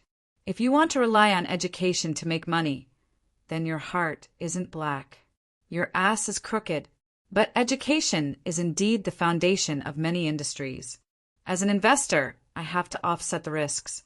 I can accept losing money here and earning money there. Speaking of which, how's your history? Luo Nan couldn't keep up with the sudden jump. He could only speak the truth. Yes, it's very average. You should have some common sense. There was a very famous fellow in ancient times called Xiangyu. When he was young, he had a very famous saying about education. It was something like 10,000 enemies. Luo Nan laughed awkwardly. I know this illusion, but the specific content, books are enough to record names. The sword is not enough to learn. 10,000 enemies is enough to learn. Her Majesty Empress Wu recited slowly, acting as if no one else was present. Luo Nan didn't understand. Luckily, Her Majesty Empress Wu explained. The times are very different now. The sword isn't necessarily only a single enemy. Take that fellow Jin Tong, for example. It's nothing for him to kill tens of thousands of people. But in essence, he is still a single enemy. A true 10,000 enemies is a system of knowledge grasped by people in the process of social development. Politics, military strategy, science, and technology. On this foundation, slaughtering millions of people doesn't count for anything. Even the entire planet will be covered by this system. If you want to use formatting theory to cultivate 10,000 enemies, then you'll be on Jin Tong's level at best. But I believe that with the framework of formatting theory, you can completely become a single enemy. There isn't a single true result in this world right now, but I believe that formatting theory possesses the potential and value. And this is precisely the reason why I agreed to invest and continue to invest. In order to curry favor with investors, you should at least put on a show first. Luo Nan subconsciously glanced at Zhang Yingying. Zhang Yingying grinned and made a face. Luo Nan couldn't help but ridicule in his mind. This type of investor seemed very terrifying. Her Majesty Empress Wu continued to speak. The art of war says, soldiers, through 5 things, study through schemes and search for emotions. The first is the Tao. The second is the heaven. The third is the earth. The fourth is the general. The fifth is the law. If we look into it in detail, it's nothing more than one's own resources, the external environment, the calculation of intelligence and laws and regulations. For you, laws and regulations are fixed and unchanging. If you want to verify their value, you will need to see how you use other factors. There's no harm in spreading the plate a bit larger. That way, you won't have the regret of killing a chicken with a butcher's knife. This is a painting, a thesis, and also a research report. I hope you can sell it for a good price. Luo Nan was a bit stupefied at first, but he understood the meaning of these words 2 seconds later. This was the true guidance of Her Majesty Empress Wu. There were more and more people in the art museum right now. It looked like everyone was doing their utmost to appreciate the exhibits within the museum. They were racking their brains to find their value. However, everyone knew that the most valuable part was the radio waves that traveled inside and outside the art museum. Compared to the mainstream, Luo Nan's group of 4 was moving slowly, but their speed was still a bit faster. They had already reached the innermost part of the art museum, and they began their return journey along the winding corridor. Her Majesty Empress Wu was the first to turn around. She tapped Luo Nan's shoulder with her scroll. You're able to listen to my nagging, and you're able to listen. You have a future, kid. Luo Nan looked at this young literary woman who seemed to be in her 20s. She spoke in such an old-fashioned manner, and Luo Nan felt very subtle. If you think I'm a moldable talent, then add back my honor points. Her Majesty Empress Wu seemed to have seen through Luo Nan's thoughts. If your honor points are deducted, then they're deducted. There's no way to add them back. In any case, you still have a certain amount of credit. I'll just sign the bill for you. However, I can make up for it in other aspects. Luo Nan, Zhang Yingying, and Qin Yikuan focused their gazes on her. They wanted to see what sort of treasure the almighty extraordinary would bring out. Her Majesty Empress Wu just gripped her scroll. She walked forward as if she were taking a leisurely stroll. There's a rather special situation in today's art exhibition. The organizer and the person involved are quite sincere. They didn't simply set up a stall and wait for people to fork out money. Instead, they personally came to the venue. Oh, it's those people. A small group of people were chatting in a corner of the art museum. Several brawny men in black suits were scattered around them, separating this area from the flow of people in the art museum. Her Majesty Empress Wu turned a blind eye to them. She led Luo Nan and the others over in a leisurely manner. A few men in black suits discovered them. They subconsciously wanted to extend their hands to stop them, but their bodies inexplicably went rigid. Even their facial expressions froze. There were two ability users who far surpassed ordinary people within the group of bodyguards. They wanted to make a move after discovering something strange. But the first thing they saw when they turned their heads was Her Majesty Empress Wu, who was holding a scroll and smiling. This time, even their thoughts froze. Her Majesty Empress Wu walked all the way to the side of the small group of people. Only now did the people in conversation feel that something was wrong. They all looked over in astonishment. Some people even subconsciously asked, "You are?" Her Majesty Empress Wu didn't engage in conversation with these people at all. She just said to Luo Nan, "Remember these faces. If you're not confident in your memory, you can take pictures. If you suffer a loss later and are in a bad mood, just choose one of them, or you can slaughter them all. You won't go wrong." Her words caused everyone's expressions to change. But at this time, a few people among them clearly saw the faces of Her Majesty Empress Wu and Luo Nan. The blood drained from their faces. How could Luo Nan not know that these people here were the capital spokespersons who hunted for food in Xia City, as well as the bureaucrats who attempted to cooperate with them? He looked around, and the Hexa-Ears database automatically matched them. A certain number of members of Congress, a certain number of upper echelons of companies, a certain number of famous brokers. Her Majesty Empress Wu said unhurriedly, "The vast majority of investors in the world should remember one thing. The largest investment should be placed on oneself. Though it's very likely to be inefficient, one shouldn't be a disgusting slug after the outer shell of capital and power is peeled away." Luo Nan faced these slugs, and his mood was unexpectedly calm. In the end, he just smiled and bowed. Chapter 531. The room was dusky. Only a moderate amount of light lit up near the desk to illuminate this corner. Luo Nan sat in front of the desk. The flexible e-ink screen placed on the desk reflected a glimmer of light, forming a virtual work area. It displayed the newest three-dimensional map of Xia City. Not only did it display the streets, buildings, and traffic layers on the surface, it even displayed the structure of a kilometer in depth, as well as the continental shelf structure of the surrounding sea region.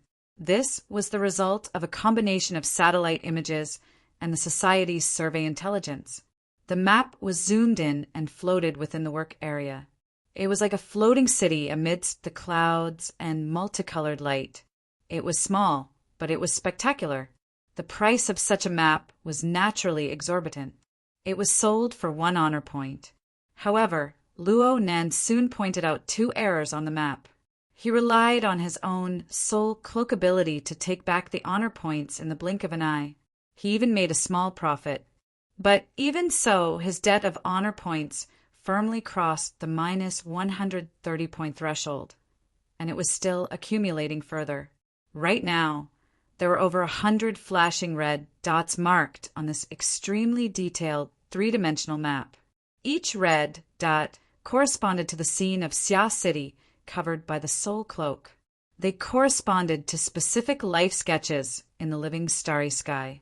They also corresponded to the lives of specific people in these complex scenes. Luo Nan's finger moved lightly, and Xia City began to rotate amidst the clouds and multicolored light. It looked like he could grab it with a single hand and then crush it to pieces. He couldn't crush Xia City, but he could slaughter these red dots and their corresponding heads at any time if he wanted to. Ever since he met with Her Majesty Empress Wu, the situation had inexplicably progressed smoothly. That person's guidance was accurate and ruthless. It allowed Luo Nan to experience the fierce methods of an extraordinary. It struck the vitals of some greedy capitalists and the Xia City government. If one were to compare the use of capital to the cultivation element, then perhaps it could be viewed as soul strength. They also needed a material body as a medium in order to exert a true influence on the real world. Otherwise, they would just be jumping numbers. At most, they would only be able to stir up waves in the hearts of people. Originally, these red dots represented members of Congress, officials, and capitalists. They were scattered throughout Xia City. They didn't need to take the lead themselves. They were able to use capital, power, and interpersonal relationships to construct an incorporeal net. They used this to drive the power of the real world. But after the fortunate meeting at the Museum of Art, a portion of the originally interwoven network in Xia City didn't suddenly collapse. It was like the frail nerves of the counselors and brokers. It was on the verge of collapse. It could collapse at any moment. In addition, Luo Nan's side could follow the clues to the melon. They continued to expand the scope of their search, illuminating even more structural areas of the net. They also illuminated the fat and clumsy bodies of the slugs that hid under the shadows of money and power. This made Luo Nan feel that spending 2 honor points per day for this information service was truly worth it. Moreover, Luo Nan didn't just rely on the strength of the society. Take the Wraith sign, for example. That ugly yet powerful dark side of species was climbing within the living starry sky. Time and time again, it passed through the mental windows of the members, brokers, and capital representatives. It spat out incorporeal poison threads, leaving behind a special imprint. As time passed, the Wraith sign would appear in their subconscious and dreams from time to time, trying to figure out the pattern of the flow of their consciousness and doing a deeper infiltration. This spider was also weaving a web. It was weaving a poisonous web that could wear away at people's hearts. For the Wraith sign, invading the minds of higher life forms and corrupting their wills was an instinct it never grew tired of. It could also obtain nourishment from this. The more it did, the more energetic it became. It was just like how it treated Jack back then. Luo Nan could completely use this poisonous web to control the movements of these slugs, to knead their wills, and to seize their lives. Of course, compared to these simple and direct actions, the Wraith sign wasn't good at gathering information in detail. The Wraith sign could identify the nature of certain thoughts and emotions. It could understand their positive and negative tendencies. It could even capture some relatively clear fragments of consciousness. However, it was unable to understand the complex social relationships and meanings within. Luo Nan needed to do a step further in summarizing and sorting out these complex social factors. He worked in this manner. Even though Luo Nan possessed an excited brain that continuously received drug stimulation, possessed the living starry sky style of rough clairvoyance, possessed the gradually perfecting embryonic form of the overall planning technique, and had the Hexier's computing space as well as the intelligence system of the Xia City branch supporting him, it was absolutely not easy to do this. It was impossible to rely purely on his brain to sort things out, so he began to write. There were pure words, there were tables, and there were even sketches that he was more accustomed to. Luo Nan stayed up all night after returning home. He drew a total of over 400 sketches, all of which were reflections of his thoughts. Some of these sketches were extremely valuable. They even had the tendency of becoming psychic drawings. Some of them were a complete mess. They were like scribbles. Even Luo Nan himself didn't really understand them. Of course, this sort of thing couldn't be done on a physical notebook. Luo Nan began to draw in the flexible screen drawing software. He hadn't slept all night. Under the effects of hormones, his biological clock, which had gradually stabilized over the past month in such a vile environment, was actually able to hold on. It cautiously and conscientiously sent out a message, reminding him that it was time for his morning exercise. Luo Nen didn't move. With his current special situation, forcefully maintaining the tempo of his cultivation wasn't a good thing. At most, he would maintain the habit of running in the morning. He wouldn't let the changes appear too abrupt. There was still some time before the morning run. He stopped racking his brains over his work and began to tidy up. The several hundred sketches were of varying quality. The main body was still an analysis of the negotiations between capital and bureaucrats. They didn't touch too many elements of the inner world. However, this was the result of an entire night of hard work. When Dean Wan Ta imparted the planning technique to him, she encouraged him to use parallel thinking to process information. It didn't matter whether or not the brain could restore it to a temporal array. Mutual blending of information, bursting forth with inspiration and fuzzy processing methods, had always been the advantage of the biological brain. What's more, Her Majesty Empress Wu had already spoken very clearly. With her laws and regulations, formatting theory, as the core, Luo Nen could fully utilize all resources to detect and understand the external environment.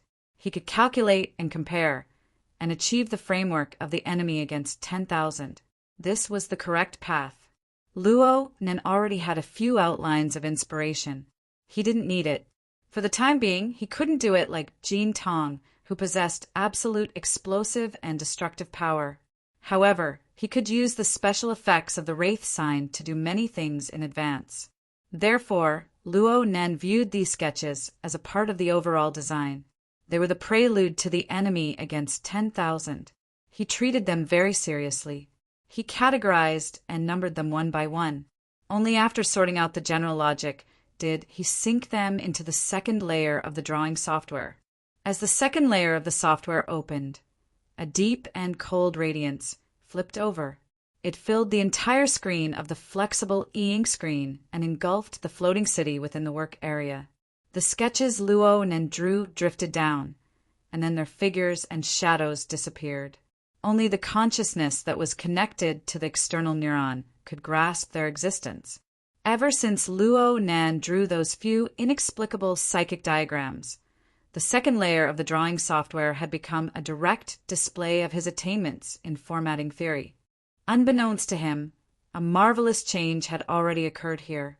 A pop-up window bearing an unknown text appeared. Luo Nen cleared it out of habit, and the interface of the void stars completely appeared. There was a virtual brain at its center. It was the newest display of the app icon and its UI in the interface of the external neuron. There was practically no difference between the two of them. In the first place, this was simply the result of the two softwares' mutual communication. Luo Nen didn't know when it happened. Luo Nen reckoned that it was when the virtual brain app appeared. Its UI inexplicably seeped into the second layer of the drawing software, carried by the external neuron. It completely replaced the previous format pyramid and the upgraded self-format core star field map. But it made sense if one looked at it the other way around. When Luo Nen first saw the virtual brain, its interior was nothing more than a few sparse bright spots. There were dotted lines connecting them. It was like a life sketch that Luo Nen had casually plucked from his living starry sky. But right now, the starlight within the virtual brain region was resplendent and boundlessly dense. It was like a bright silver heart that floated beneath the vast and empty scene of the universe. Speaking of planets was a bit of a waste. It could be said that it was the complete model of a galaxy. Luo Nen was very familiar with the scene of such a star cluster. This was the core star field that was transformed from the form of the format pyramid after his cognitive upgrade some time ago. It represented his self-format. However, upon closer inspection, the originally dense clusters of starlight now had some slight adjustments to their layout. They appeared to be a bit sparse. There were some gaps up, down, left, and right. There seemed to be some rules that could be followed within the meandering starlight. As for what these rules were, or perhaps it was just a momentary misconception, Luo Nen didn't know for the time being. This was probably the result of the intersecting effects of the two star maps. In any case, the mutual influence and collusion between the two applications was already an established fact. Right now, Luo Nen opened the virtual brain app and opened the second layer of the drawing software. The interface and the core looked completely the same. Moreover, the several hundred sketches that Luo Nan had sprinkled inside, including the 1,000 drawings he had drawn and accumulated over the years, still existed. It was just that they were hidden deeper. The two applications shared the same UI interface. They exchanged information and data. Their cores also seemed to be merged into one. Luo Nan didn't know what this meant in the end. Was it originally like this? Was it something that would automatically appear when the opportunity arose? Or was it some sort of special intelligent logic that carried out a mystical integration? What sort of reasoning was this? What was the basis for this? Luo Nan pondered it over and over, but he could only start with the external neuron itself. He revolved around this mystical little thing and made some conjectures. First, the external neuron changed, revealing the virtual brain app after he received Dean Wan Tao's coordinating technique. Was this an orderly change in the brain that led to the activation of a new function, or was it the coordinating technique itself? Luo Nan needed to verify this further. Second, whether it was the external neuron or the coordinating technique, they both maintained a certain degree of compatibility with his current cultivation system. This was a good phenomenon, and it was worth further excavating. Third, the external neuron itself seemed to maintain some sort of connection with the resources of the outside world. The two unreadable satellites made Luo Nan quite concerned. But in the end, Luo Nan was submerged in a puzzle that had been troubling him from the very beginning. This little thing of mysterious origin seemed like a dynamo core, but it was 100 times more powerful than the dynamo core that he knew of. How in the world did his father get his hands on such a precious and rare object?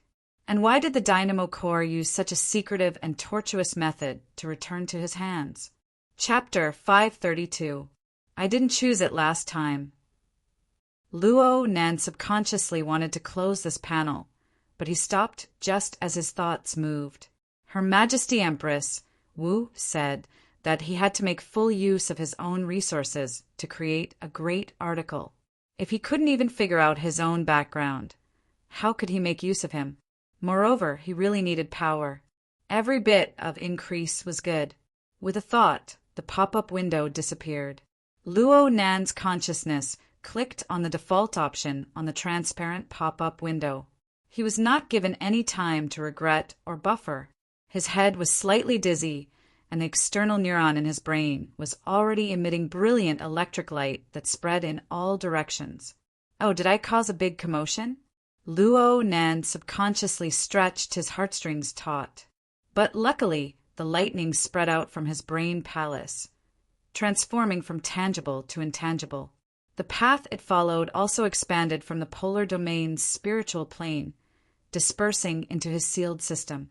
It didn't have any intention of continuing to expand outwards. Luo Nan was able to roughly sense that this should be a type of scanning based on the changes in the fluctuations. As for what it was scanning, he really wasn't able to figure it out for the time being. Luo Nan pondered for a long time to no avail, and there were no obvious movements for the time being. Luo Nan simply let it be. Even the system's antivirus scan would take time, let alone this.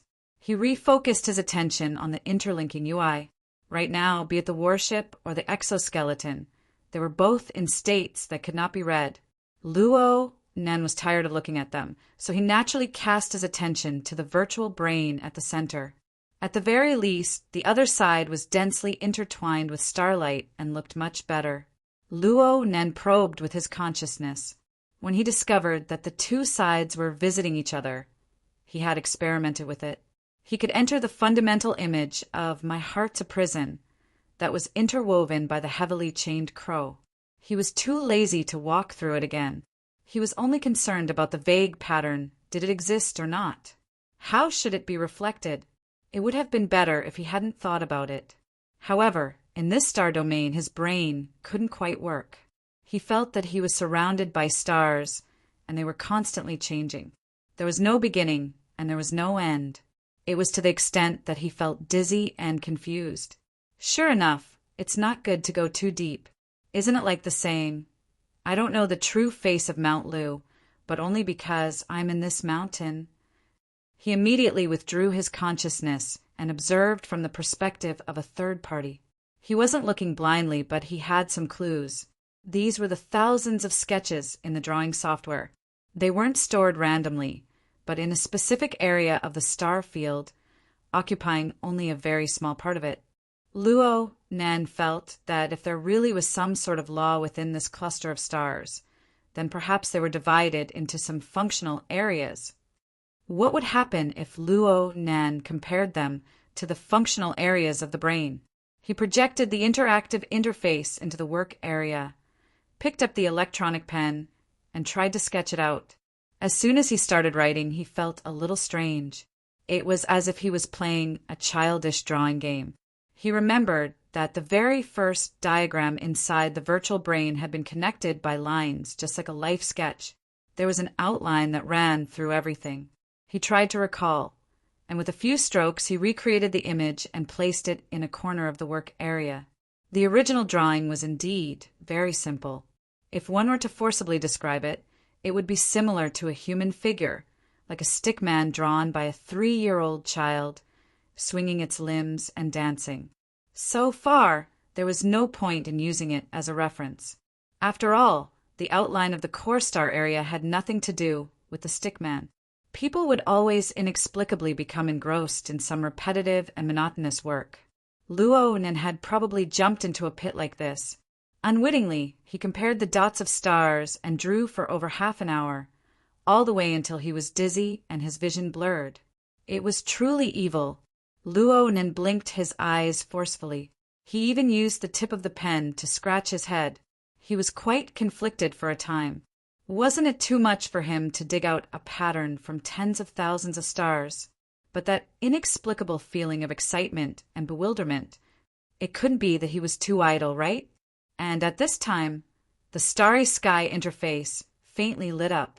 Luo Nan blinked once more. There was a change. The UI interface of the virtual brain app, from a conventional point of view, referred to the mapping of two parts. One was the exoskeleton, and the other was the spaceship in outer space. They were like satellites orbiting and flying around the virtual brain, but they were both in an unreadable state. But now, a new element had inexplicably appeared on the monotonous interface, which originally consisted of one main star and two satellites orbiting around it. Luo Nan waved his hand, wiping away the lines he had drawn before. He could now clearly see that a distorted silhouette had appeared on the outside of the exoskeleton satellite. It looked like a mass of dark, gray mist at first glance. This meant that the scan hadn't been completed. No, the core structure within the mist was like some sort of abstract symbol, but it looked very familiar. The dozen or so lines twisted and twisted. They seemed to be meaningless, but it was very difficult to add or subtract a single stroke. Luo Nan looked at it for a long time. It was as if the entire world would be warped. This was the Wraith sign. To be precise, it was the mapping of the core characteristics of the human-faced arachnid. Luo Nan had discovered this warp structure back then, and he named his human-faced arachnid accordingly. This was the origin of the Wraith sign. Luo Nan scanned it once. What was the meaning of hanging up my believers? What was even stranger was that this mist symbol that symbolized the Wraith sign didn't directly revolve around the virtual brain. Instead, it hung on the outside of the exoskeleton, which looked very cool, but its volume didn't quite conform to reality. It was like a satellite of a satellite. Luo Nan felt this was strange. But soon, another image appeared on the outer edge of the Wraith sign. This image was a size smaller than the mist that the Wraith sign had projected. It was like the projection of a mountain, with dangerous cliffs and jagged teeth. It was quite sinister. This toy was even easier to distinguish. Blood Soul Temple. The starry sky interface grew richer and richer. Two more images appeared soon after. appearing on the outskirts of the Blood Soul Temple. This time they were clearer and they were very familiar. One of them was a vicious ape with long arms and a rotten mouth. This was Yuan Air. The other was like a normal person, covered in shadows. This was Emoluin. They were both puppets manufactured by the Blood Soul Temple. Oh, there was another one. It stood side by side with Yuan Air and Emoluin. This time, it was a mass of dazzling electricity. It seemed to warp and transform under the pull of magnetism. It had no fixed form. With the previous elements as a guide, Luo Nen quickly confirmed that this mass of electricity should be the projection of Jin Tong's soul light seed. Now, all three puppets were alive, and they were a size smaller than the image of the Blood Soul Temple. They were like small satellites that revolved around the Blood Soul Temple. On the next level, the Blood Soul Temple revolved around the Wraith Sign. The Wraith Sign revolved around the exoskeleton. Finally, the exoskeleton revolved around the virtual brain. In this way, a strange celestial body system was formed with layers upon layers. And so, Luo Nen knew that this should be an abnormal tree diagram based on the relationship between father and son. Not to mention anything else, the Wraith Sign system was displayed. But what sort of standard was this? Scanning the believers? The incorporeal fluctuations of the external neurons, scan, seemed to cut through Cat Eyes and the others, but not a trace of feedback came back. And why was it mounted as a sublayer of the exoskeleton? Could it be that it wanted him to equip it? The new 3 layers and 5 images appeared. The tragic thing was that they were still in an unreadable state, but there were differences. The Wraith Sign was completely the same dark gray color as the flying ship and the exoskeleton. There was no movement whatsoever, but the Blood Soul Temple on its sublayer was already faintly colored. As for Yuan Air, Emoluin, and Jin Tong's soul light seed on the next layer, they even flickered with a dim radiance. Luo Nan's consciousness touched them. Sure enough, they were beginning to analyze. There was some special feedback, and as time passed, the feedback became more and more obvious. Luo Nan was like a doctor giving auscultation. His consciousness flitted over and over above these images, feeling the subtle yet continuous changes. 10 minutes passed unwittingly. The images that appeared before Luo Nan's eyes already displayed a clearer new situation.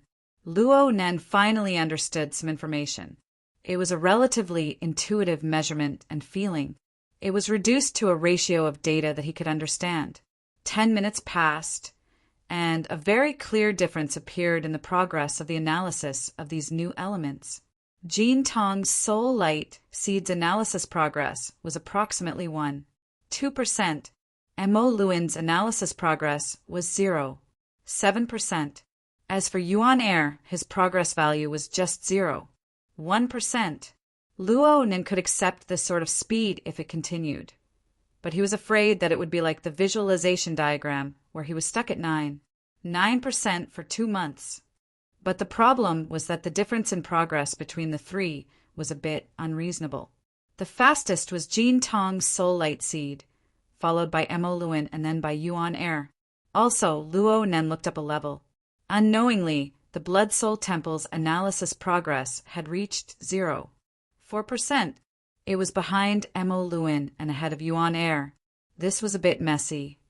He needed to sort it out. Luo Nen moved his pen and rearranged the analysis progress of the 4 elements.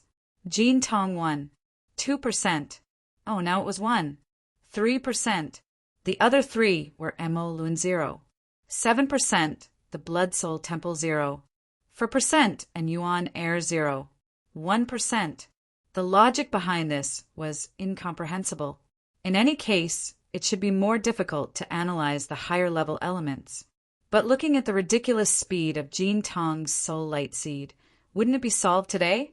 Next was the blood flame order system. It was easier to analyze. Was it more compatible? Or was it more shallow? Lastly was Yuan Air. This mutant clearly belonged to the Blood Soul Temple. It had been reduced to a puppet, but it was the most difficult to analyze. Could it be that the natives of the cloud world were actually a level higher and more complex than the Blood Flame Order? But how could it be more complex than Jean Tong? Could it be that the Soul Light Seed was on a higher level than an Extraordinary? Or could it be that the Soul Light Seed itself was too weak, so it was easier to deal with? Luo Nen pinched his eyebrows. He couldn't understand it for a time. The Hexa ear vibrated slightly. It was a preset alarm, indicating that it was time for his morning run. It didn't matter if he ran or not, but he needed to take this opportunity to meet with Rui Wen. This was to avoid giving this pitiful girl the cold shoulder. There were also some specific matters that needed to be discussed and arranged with Chini Kuin and the others. Luo Nen could only postpone dealing with this pile of problems. He hurriedly sorted out the doubts in his mind and put them on the tip of his pen to avoid forgetting them in the future. After hastily freshening up, he went downstairs.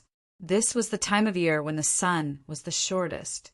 It was around 6 o'clock, but it was still pitch black outside. The cold wind and freezing rain continued.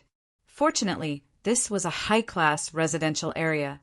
There was a geothermal system in the courtyard, so no ice formed. However, it was a different story once he stepped out of the courtyard.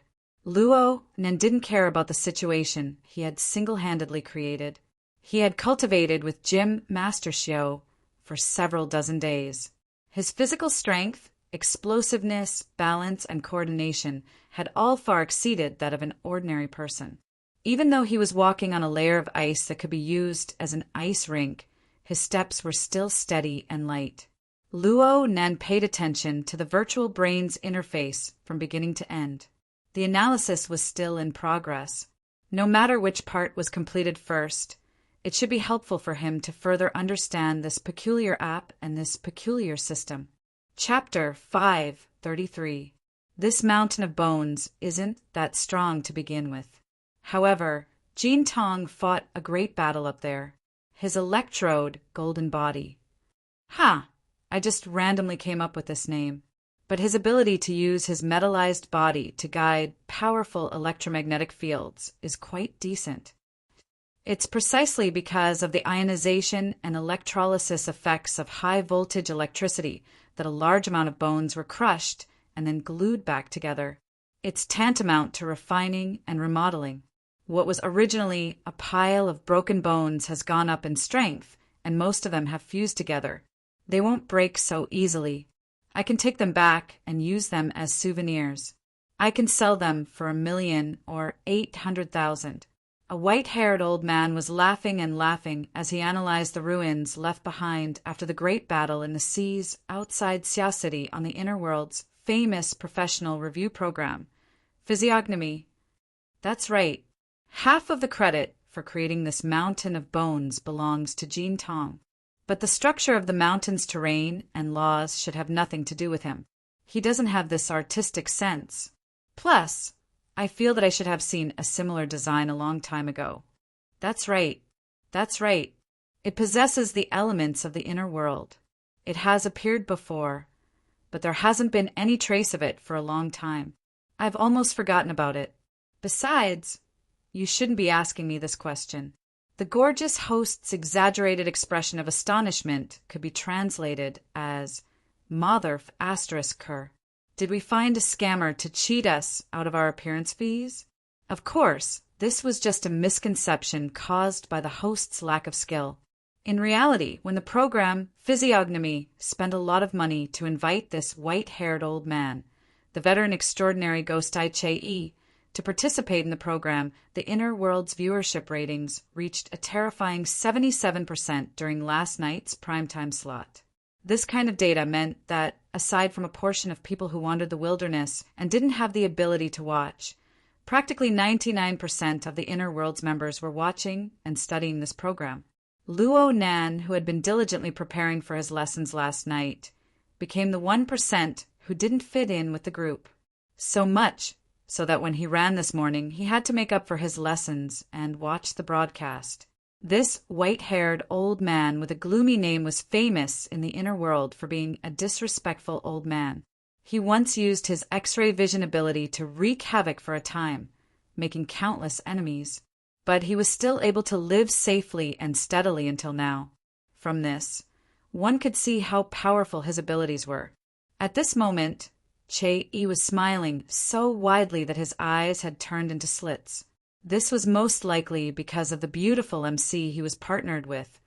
Only God knew what he saw in his eyes. Don't look at me with that kind of gaze. Don't you think it's more fun to dig deep into your body and mind than to look at this mountain of bones? You're taking advantage of me again.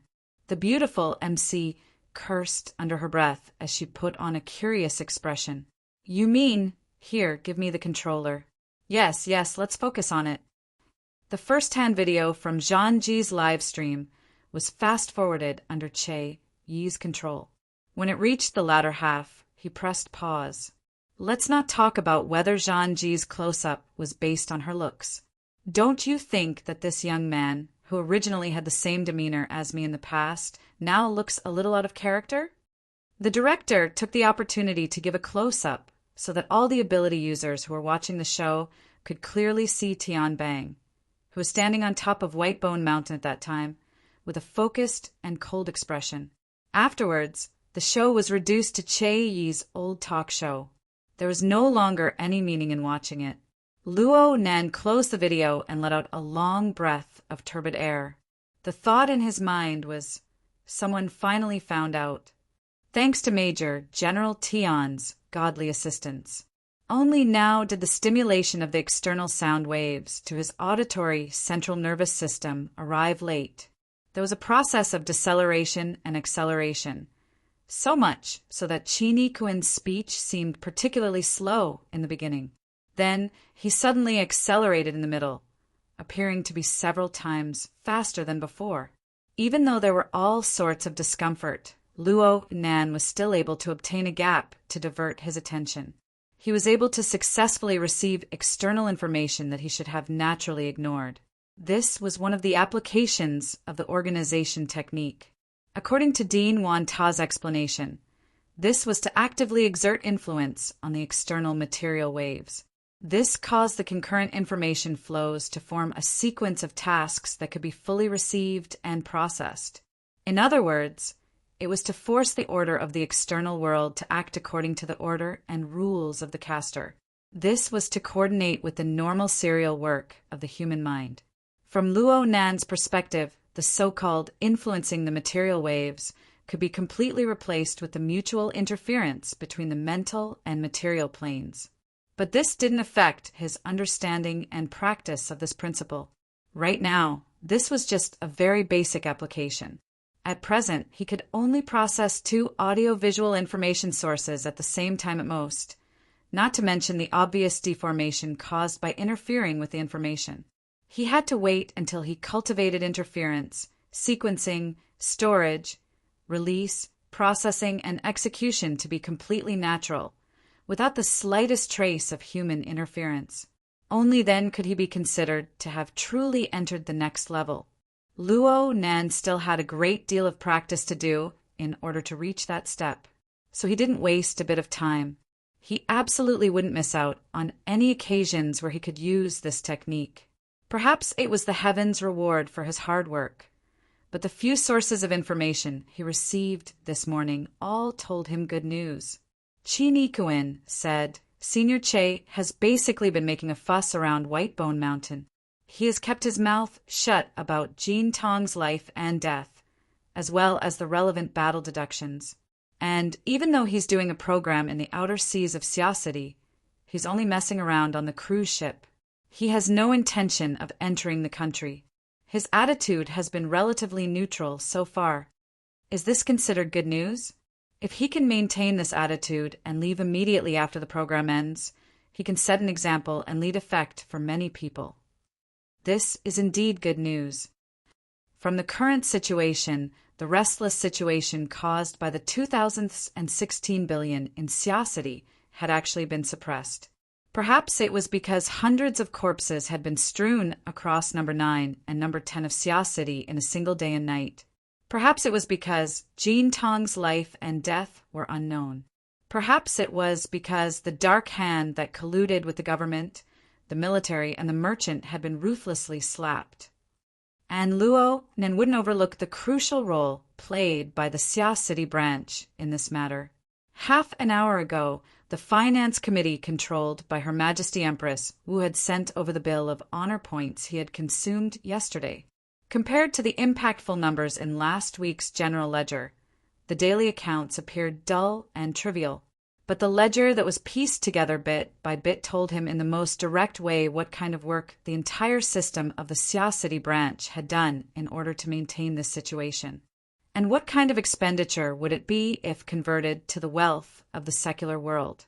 But then again, Her Majesty Empress Wu didn't issue the bill to slap him in the face or make a fool of him. It wasn't to make him remember, reflect, or feel guilty.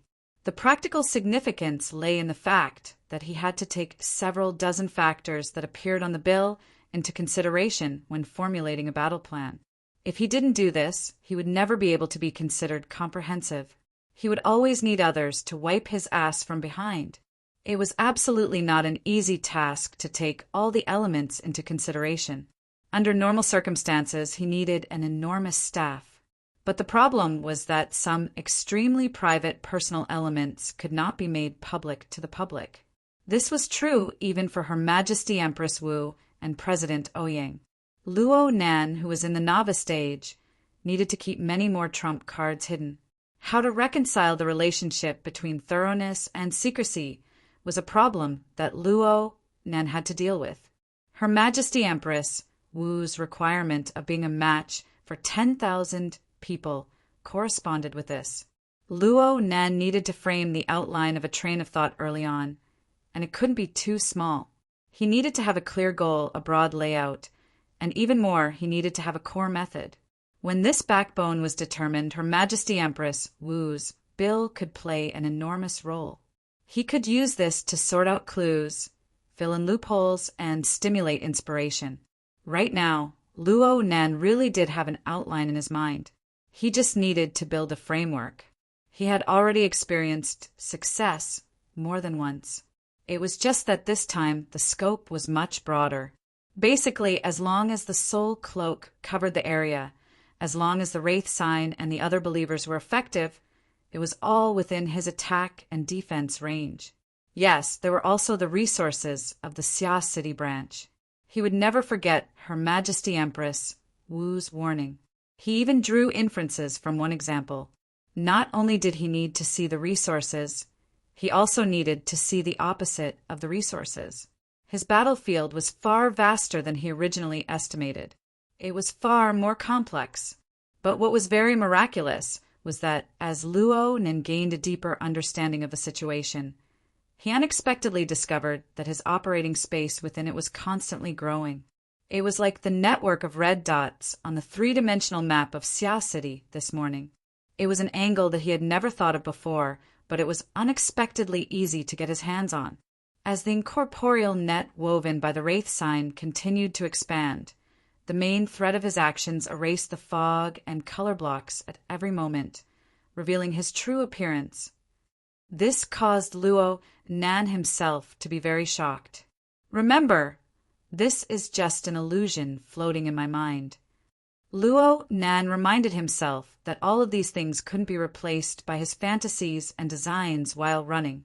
He needed more preparation, more real experiments, and at the same time he needed to be equipped with enough adaptability and hard power to make up for his flaws. Fortunately, he had already considered all of these factors in his earliest crude designs and had made certain arrangements. He saw the uncouth ghost eye make all sorts of conjectures about the Hill of Bones, and he felt that it was about time. But at this time, the virtual brain app became an X factor. It was still the same question. Would this sudden scan and analysis give him an additional trump card? Or would it make matters even more chaotic? After Luo Nan made his choice, this became the domain of the god of fate. Perhaps he could even pray to the moral integrity of a certain gene provider? Luo Nan stopped walking. An hour of running was nothing more than an insignificant warm-up, but his brain was operating at an ultra-high intensity, carrying out the rumbling operation of a deathly cross-country run. He even felt a bit dizzy when he came to a stop outside the community. This was a sign that he had consumed too much mental energy. It was just as Dean Wanta had said. The overall planning technique was never a technique that saved effort. It just allowed the brain to consume energy at the same time as it became more efficient. Chi Nikuin, who was running with him, gave him a thumbs up, turned around, and left. Luo Nan subconsciously paid attention to the virtual brain's interface, looking at the analysis progress of each new element. Then he saw Jean Tong's soul light seed was still far ahead, and it simply looked like a bug had appeared. Analysis progress, 37%. The other 3 items, added together, were far from enough to make up for it. What was going on? Could it be that Jean Tong's specter was going to jump out after breakfast to take his life for revenge? Chapter 534. Today's breakfast time looked no different from the usual atmosphere. His uncle had just finished his duties as head chef. He sat in the main seat of the dining room and browsed the news. After his aunt finished arranging the bowls and chopsticks, she sternly berated the laziest Mo Peng to go downstairs. Mo sat at the dining table early, but there was a diet meal placed in front of her. Though Mo Ye's figure was absolutely outstanding, who told the camera to make people look fat? Rumor has it that Ming Tang culture had made up its mind to let her have the golden edge of a high-quality idol outside of her identity as a rock singer. Mo Ye, who had yet to stabilize her footing, was still enduring silently for now. At least this was what Luo Nan believed. After the drowsy Mo Peng came down the stairs, his aunt turned to Luo Nan and said, "Are you free after school today?" "Oh no." Luo Nan answered obediently. Actually, he already knew what his aunt wanted to say. According to the report from the director of Wan Ta, his aunt had already made some sort of mental preparation yesterday. She specifically made a phone call to make an appointment to go to the orphanage today.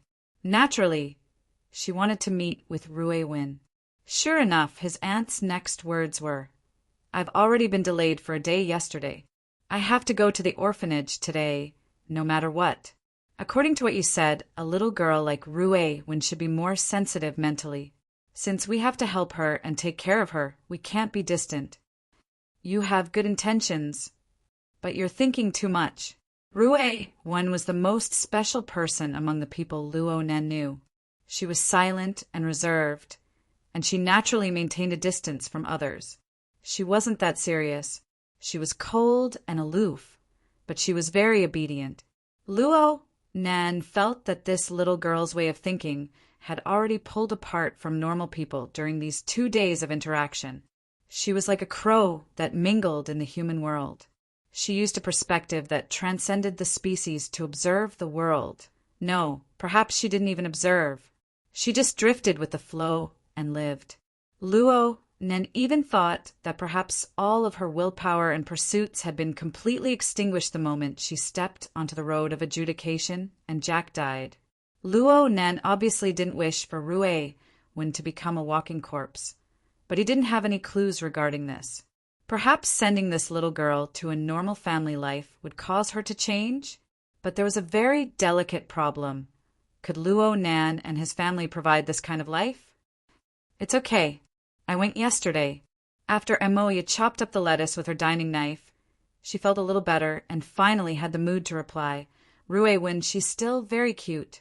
That orphanage isn't bad either. Although the location isn't too good, the environment inside is really good. I heard that the entire design and decoration was done bit by Director Wan and the children. It's simple and warm. It's really pleasing to the eye and has a lot of style.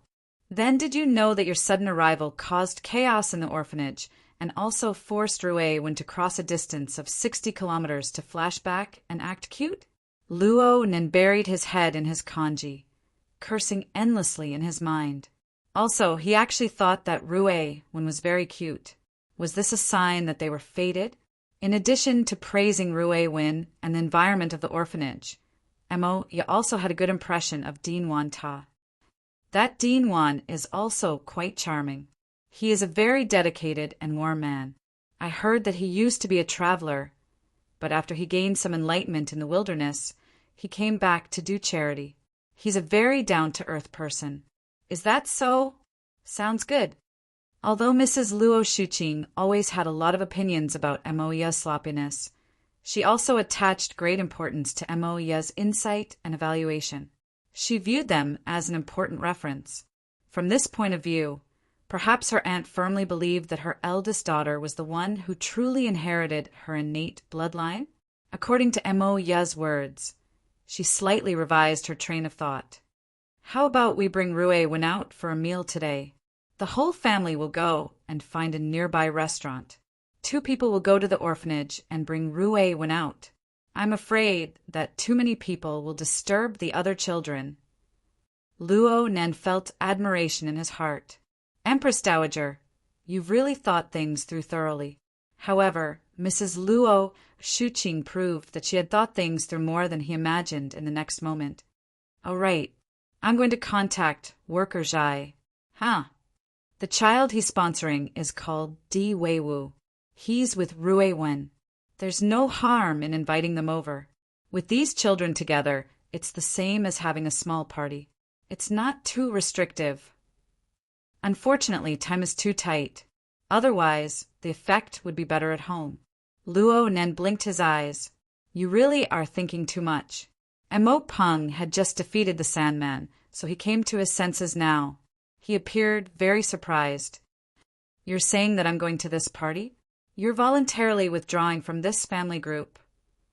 Of course not. I'm saying that the low-altitude public transport is too slow. I won't be able to make it in time for dinner. Who's going to pick me up after school? Mo Haihang spoke calmly from the main seat. Let your mom make a detour. As compensation, I'll send Luo Nen off today. This kind of fairness is really shameful. Mo Peng was like a dog in grief and indignation, but he could only swallow the bone his parents threw at him. Luo Nen turned his gaze in slight astonishment. Mo Haihang lowered his head to look at the flashing news information on his desk once more. It was as if those words just now were the most simple and last-minute decision. 15 minutes later, Luo Nen sat in his uncle's family SUV. At the same time, he mentally prepared himself to face the interrogation once more. With this mentality, the gaze he cast at the driver's seat was actually quite bitter. You didn't do any proper work in class yesterday, did you? Looking up information and data wasn't a big deal.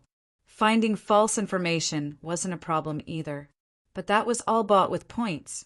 Luo Nen really felt tired from dealing with such a scheming elder. But unexpectedly, his uncle continued the topic of Rui Wen on the road. He probed more into Rui Wen's temperament, mental state, and other elements. These were the things Luo Nen had been mulling over all this time. It was inevitable that he would say a few more words. He would discuss how to better integrate Rui Wen into the world of normal people. With that, he could not help but relax. He took the opportunity to use his half-baked strategic planning technique to simulate a parallel mission. Aside from the conversation, he could also look at the virtual brain app. Though Jin Tong didn't have any more vengeful souls after breakfast, its soul light seed's analysis progress was still at the forefront. It had already broken through the 60% threshold. There really was nothing that could stop it from advancing like a hurricane. Luo Nen felt a bit uneasy about this kind of bug-level analysis progress, but he was looking forward to it even more. Perhaps, after this analysis was completed, he would be able to have a more intuitive understanding of the core of the virtual brain app.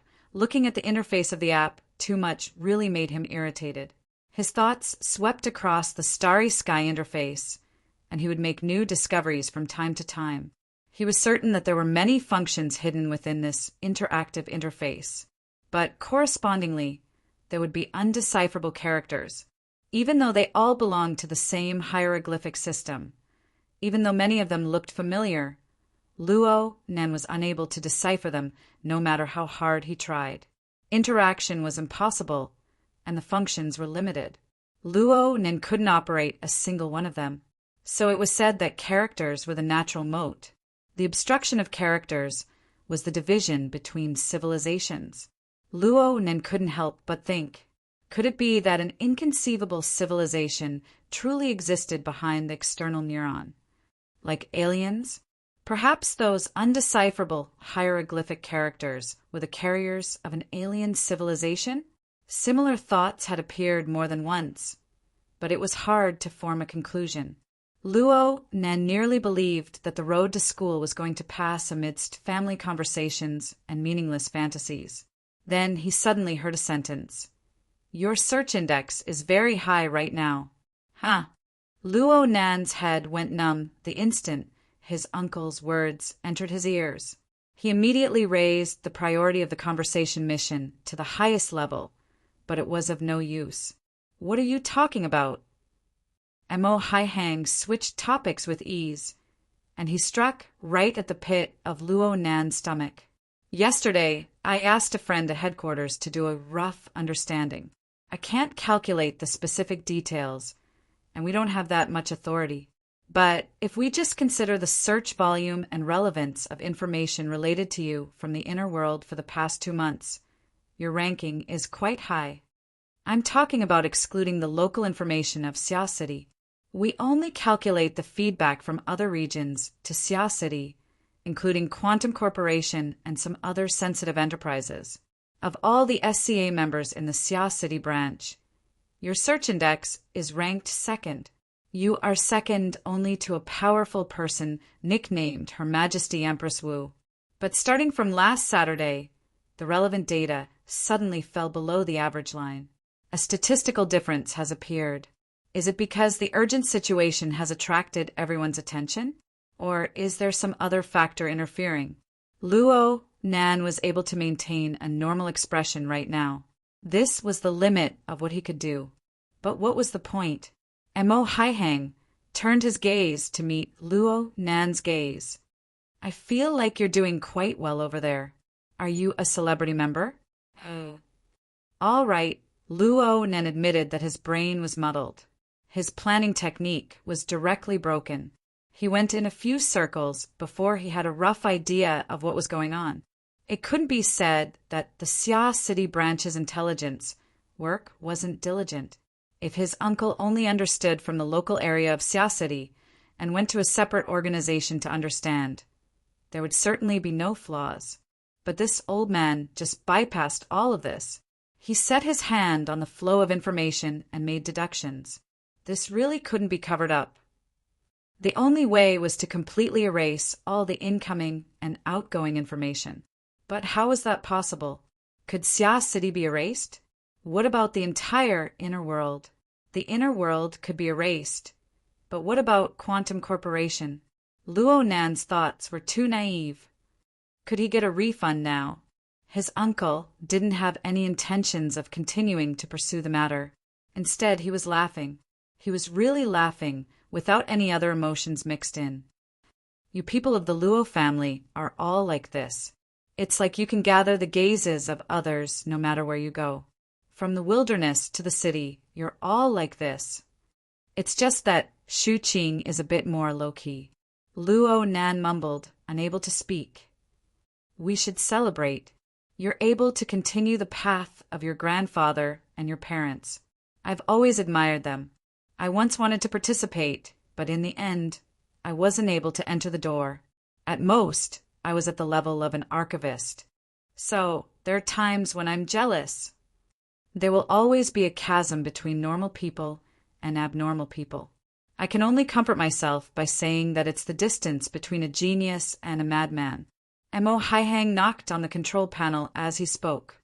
The virtual screen lit up, displaying a traditional 2D photo. "Let me show you something new. The two madmen of your Luo family." Chapter 535. There were two people in the photo. Luo Nan was familiar with them, but he also felt that they were strangers. They both wore white lab coats as they stood on the cracked and warped red earth. The one on the left was an old man with gray hair. Although he was much healthier than he was now, Luo Yuandao could still see that this was his grandfather. There was also a young man who was a bit handsome. His appearance was vaguely similar to the old man. Luo Nan's facial outline could be found in the photo. This was undoubtedly Luo Nan's father, Luo Zhongheng. Both of them had unkempt beards. Their hair had probably not been taken care of for some time. It was messily scattered across their foreheads. Both of them had taut faces and looked serious. However, the scene they displayed was worthy of a round of laughter from the bystanders. The two of them had serious faces, but they posed like a comical comic book pose. Their bodies were half to the side, one to the left and one to the right. They swung their arms and kicked their legs. Their forelimbs were bent, and their heads and necks were in an upright and unafraid pose. It was like the most tragic scene of Swan Lake. Luo Nen really did laugh. Perhaps this was the first time in many years that he had seen someone reveal a smile. It was really hard to imagine what kind of situation this was taken under. Look, it's a weird photo of your grandfather and father. Supposedly, the person who took the photo is your mother. You've never seen it before, right? Do you want it? Cough, I don't. That good-for-nothing dad of yours once told me that if you really get involved in this field, no matter how well or badly you develop, you can feel their feelings at the time. You can see happiness in the midst of confusion. You can see difficulties in the midst of success. However, I usually cut it in the middle and make 100 copies of the one on the right. I'll throw darts and play. You can try it. Okay. The rest of the journey was very short. The two didn't talk too much. Luo Nan received the digital photo. The pixels were fine. There were no problems placing it on the flexible e-ink screen or using the external neuron to browse with his consciousness. Luo Nan hadn't considered how to design the darts yet. He just looked at the photo over and over again in a short amount of time. He looked at the image of the fellow. It seemed that the person wasn't just a gloomy and mysterious person that made people loathe. The flat photo gave the figure an extra side profile, making it more distinct. The SUV drove to the school gate like this. But Luo Nen only woke up from a dream when Mo Haiheng shouted. He raised his head. Mo Haiheng knocked on the steering wheel. It's time. It won't be too late to look later. Don't be late. Luo Nan's reaction was like a thief who had been caught in the act. He closed his notebook with a bang, and the speed of his actions had already exceeded the normal range. However, he also knew that his reaction was too much, so he subconsciously covered it up. Uncle, do you still have similar photos or something? Hide. For example, my mother's photo. I've only seen a few photos of her since I was young. Most recently I discovered. Luo Nen paused and swallowed the words tree hole back into his stomach. But this question was indeed what he wanted to ask. After hearing the identity of the photographer, he even hoped that the angle of the photo would move forward and include the scene outside the lens. And Mo Haiheng was taken aback for a moment before he broke into laughter. You've asked this question more than once. Luo Nan really didn't have much of an impression. When he was very young, around 6 or 7 years old, at that time you probably just understood what life was and what death was. You cried and threw a tantrum, wanting to find your mother's photo, but in the end you couldn't find it. Later on, you gradually stopped mentioning it. So you've forgotten? Mo Haiheng was a bit surprised, but then he shook his head. There used to be a lot of photos, but there really weren't any at home. Before that bastard of a father of yours left home, he took away all of their photos, including the recorded videos. There were only a few single photos left. I heard that Qingwen didn't really like to be photographed. The majority of the photos he left behind were of him and your father. Luo Nan never thought that he would inadvertently hear this kind of information. He was a bit stupefied for a time, but a sudden quivering jolted him out of his bewildered and warm state in just half a second. 2 seconds later, the security team that had been following them all this time sent out a warning. Suspected sniper. 2 o'clock. Distance 2,700. Altitude 104. This was a simple warning only for Luo Nan. The corresponding tactical coordinates were transmitted to the members of the team through other channels. Luo Nan didn't need this warning. He just received a reminder. there was still an immeasurable distance between him and an ordinary, simple, and regretful life. And there was a tendency for the distance to gradually grow. Such reality made him feel helpless and resentful, but he couldn't show it on his face. He could only brew it in his heart. Luo Nen took a deep breath. Then he revealed a smile to his uncle. I remember now. So, I need to go through it properly when I get home, right? Then I'll see you tonight. He prepared to open the door and get out of the car as he spoke. Emo Haihang reminded him from within the car. Don't forget about the dinner tonight. Also, bring an umbrella when it rains. Oh. Luo Nen didn't mind being drenched by the freezing rain he had personally created, but he still obediently picked up the portable umbrella he had prepared. Soon the umbrella unfurled. At nearly the same time, a low curse came from several kilometers away under the curtain of rain. The corner of Luo Nan's lips twitched slightly. He waved his hand at his uncle in the car and walked over the wet ground toward the campus. But Emo Haihang called out to him before he even took 2 steps. Luo Nan. Luo Nan turned his head and walked back subconsciously. But Emo Haihang had him walk around the car to the driver's seat. Luo Nan walked over in a daze. He lowered his head and saw the car window roll down. He was just about to ask what was going on when he saw Emo Haihang reach out and pinch his cheeks. Ah. It must be said that the relationship between this uncle and nephew was harmonious, but their body language was always very restrained. From their perspective, this was an intimate contact that was rarely seen in over a decade. Luo Nan's face was a bit distorted as he stood outside the car window in a daze. Emo Haihang laughed as he rubbed Luo Nan's apple cheeks. Whether it's me, Emo Ya, or Emo Peng, all of us might end up throwing darts at your face one day. Rather than that, it's better to do this to your face. You understand, right? Luo Nan's face didn't hurt, but there was a problem with his fine control. In the end, he could only grin. Even though his cheeks were still being pinched, he still nodded forcefully. His uncle let go and Luo Nan turned around. He was in a sorry state a moment ago, but now he was calm. It was precisely because he understood that he had to do it. Emo Haihang's car drove away, but Luo Nan didn't look back. He walked slowly towards the campus and sent a message to the security team at the same time. Target eliminated. Malice value full. Threat level low. A whistle came from the other side. It came from Cat Eyes. Pitiful observer. That brother just took a scope. But he still has a gun box next to him. These observers were often not members of the inner world. They were only active in the gray area where the mortal world and the inner world intersected. They certainly wouldn't be the main attackers, but they could become professional criminals at any time as long as the order was given and the reward was in place. It wasn't a big deal to kill a small bug like a chicken, but if the brain of a monkey was smashed to pieces, the results should be even better. Luo Nan spun the handle of his umbrella, stirring up the curtain of rain around him. It just so happened to be the experimental stage. So let's begin. East of Xia City was over 200 nautical miles away from the original discovery site of White Bone Mountain. This was already the international waters region.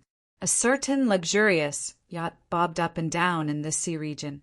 Light, electrical waves, and sound interweaved together in a cabin on the 2nd floor. Number 4's foot eyes have gone blind. Cause of death. Basically, it can be determined to be the dripping sword. The sensors have responded, and the cranial pressure has clearly risen. Excellent. He's also confirmed that the area within a 10-second interval and a radius of 2,700 meters isn't a safe zone. Plus, he's sent back a clear image. Right now, number 5 is already on standby. Oh, the scum. He broke the contract and ran away. Where's number 6? Have him stand by at an observation point 5 kilometers away. Then the only suitable location is Cloud City Water Village. Are you going to have him dance a cheek-to-cheek dance with the members of the Xia City branch? Maybe the dance partner is a Devil Ray? In any case, I'm not the one dancing. I'm not the one paying either. Someone grumbled at this time. Why are they called eyes? Are their photoreceptors bad? Because you won't be able to find 120 million similar professionals. Fine. I just feel that this will damage our luck value. Luck value is only meaningful when probability plays a role. Even if all things are probabilities, to break through the scale and enter reality. Even though they were all observers, they all had the code name eyes. But observers were also divided into ranks. Those who raised their sniper scopes to observe from a distance of several kilometers and ended up having their heads blown up were cannon fodder level observers. Observers like them who were drinking wine and sipping coffee in the seas outside of Sia City, calmly summarizing and analyzing the information transmitted by cannon fodder, were high-level observers. If they could still get their heads blown up in the vast seas 1,000 kilometers away from Sia City, then they could only accept it. Even with the logic of the inner world, this wasn't a possibility. Naturally, they were very relaxed. After selecting a few clear images, someone suggested, how about we let that high-level SCA employee go on a mission? It's just a matter of one command. Isn't that too much? It's not like we need him to cross the Pacific Ocean. Transferring between cities will put Sia City in a very difficult situation. They're all staff planners. I get nightmares every night just thinking about this sort of temporary assignment. But the SCA isn't a fool. It seems like quite a few high-level members ran off on a vacation yesterday. How crazy would they be to dare do something like this under these circumstances? And so this topic ended. But soon, someone proposed an improvement. Comparatively speaking, I feel like it's easier to mobilize the big sister singer of the Guardians. As long as there's an assignment, it's not a problem for her to run all 24 districts in a day. The company behind her, Mingtang Culture, is a very qualified commercial company, and she just so happens to need to increase her exposure. Another person interjected, "What's up with the label on this Mingtang Culture?" Oh, there's the shadow of the Castlevania Financial Group behind it as an investor, but the Blood Flame Order has already run away. They can basically be considered a motherless child.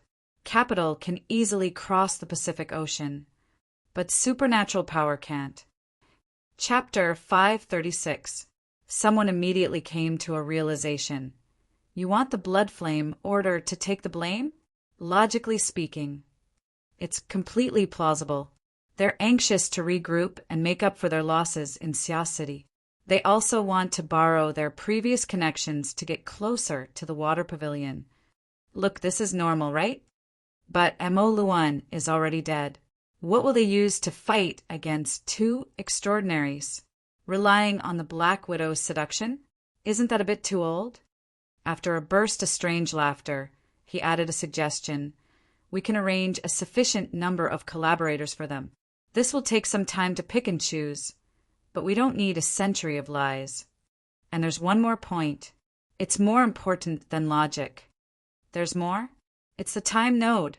Look, the Blood Flame Order's founding celebration is on December 21st. It's less than 10 days from now. The base of believers in the headquarters of Sia City has been attacked, and the elders have died. If they don't do anything, then they might have to experience the most miserable holy day of the establishment of the religion since the split of the order. Perhaps that would be the moment of complete collapse. You all know that when it comes to worship and faith, that's the best reason. Bang, bang, bang. The sound of knocking on the table rang out. A group of eyes slapped the table and cried out in praise, Motherf *her. Now that you mention it, I feel like the Blood Flame Order wouldn't stir up trouble. It's simply illogical. Soon, this group of high-level observers perfected their brilliant ideas into a plan. It was the result of their observation today, sealed, stored, and sent. After the small excitement passed, everyone returned to a state of boredom. After all, there weren't just one or two similar ideas and plans in these 2 days. It wasn't just 8 or 10 either. It was dozens or hundreds. a person in charge of organizing side. All of them have designs on the protectors. Aunts, uncles, older sisters, older brothers, and even aunts and aunts. It looks like a plate of sweet and sour, tasty, soft persimmons. The cabin rumbled with laughter. This group of eyes had the most right to speak on this topic. He was the first to express his stance, but he's not an extraordinary. Youngsters will always do foolish things due to impulsiveness. The Sia City branch may seem powerful, but they've already sunk into the gutter. They let a child affect their plans. Even if the child's future is bright, talent doesn't equal intelligence. I heard that the kid still doesn't agree to the safe house plan. He wants to maintain his original pace of life. Then life will teach him how to be a man. The offense is easy and delightful, and the defense is battered and exhausted. Even if it doesn't produce any direct results, it's still good to consume some of Sia City's resources. Wasn't there news that the voices of dissent within the Sia City branch were quite loud? If we can cook the frog in warm water and create conflict between them, or even turn them into enemies, it will save us a lot of trouble. In such a favorable situation, someone raised an objection, but this will slow down the pace. Very quickly, the objection was rebutted. Slowing down the pace is more advantageous for us.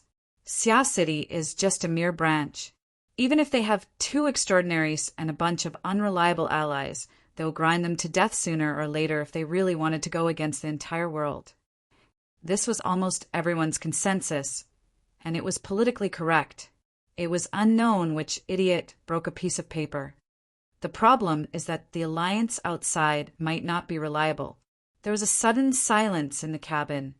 Not even the sound of breathing could be heard. Fortunately, there was someone who laughed in time. I originally thought it would be a short trip. If we really were to float in the freezing rain for 10 days to half a month, my D*CK would shrink a little. When I go back to shore and find some fun, that would be a real misery. The group of observers roared with laughter.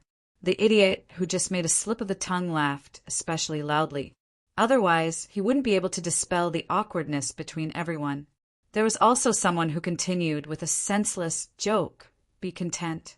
The cabin is clearly so hot it's like a bird's nest puddles." Huh. The person who spoke wanted to ask, who raised the temperature so high? But then he saw a human silhouette appear on the cabin wall directly in front of him.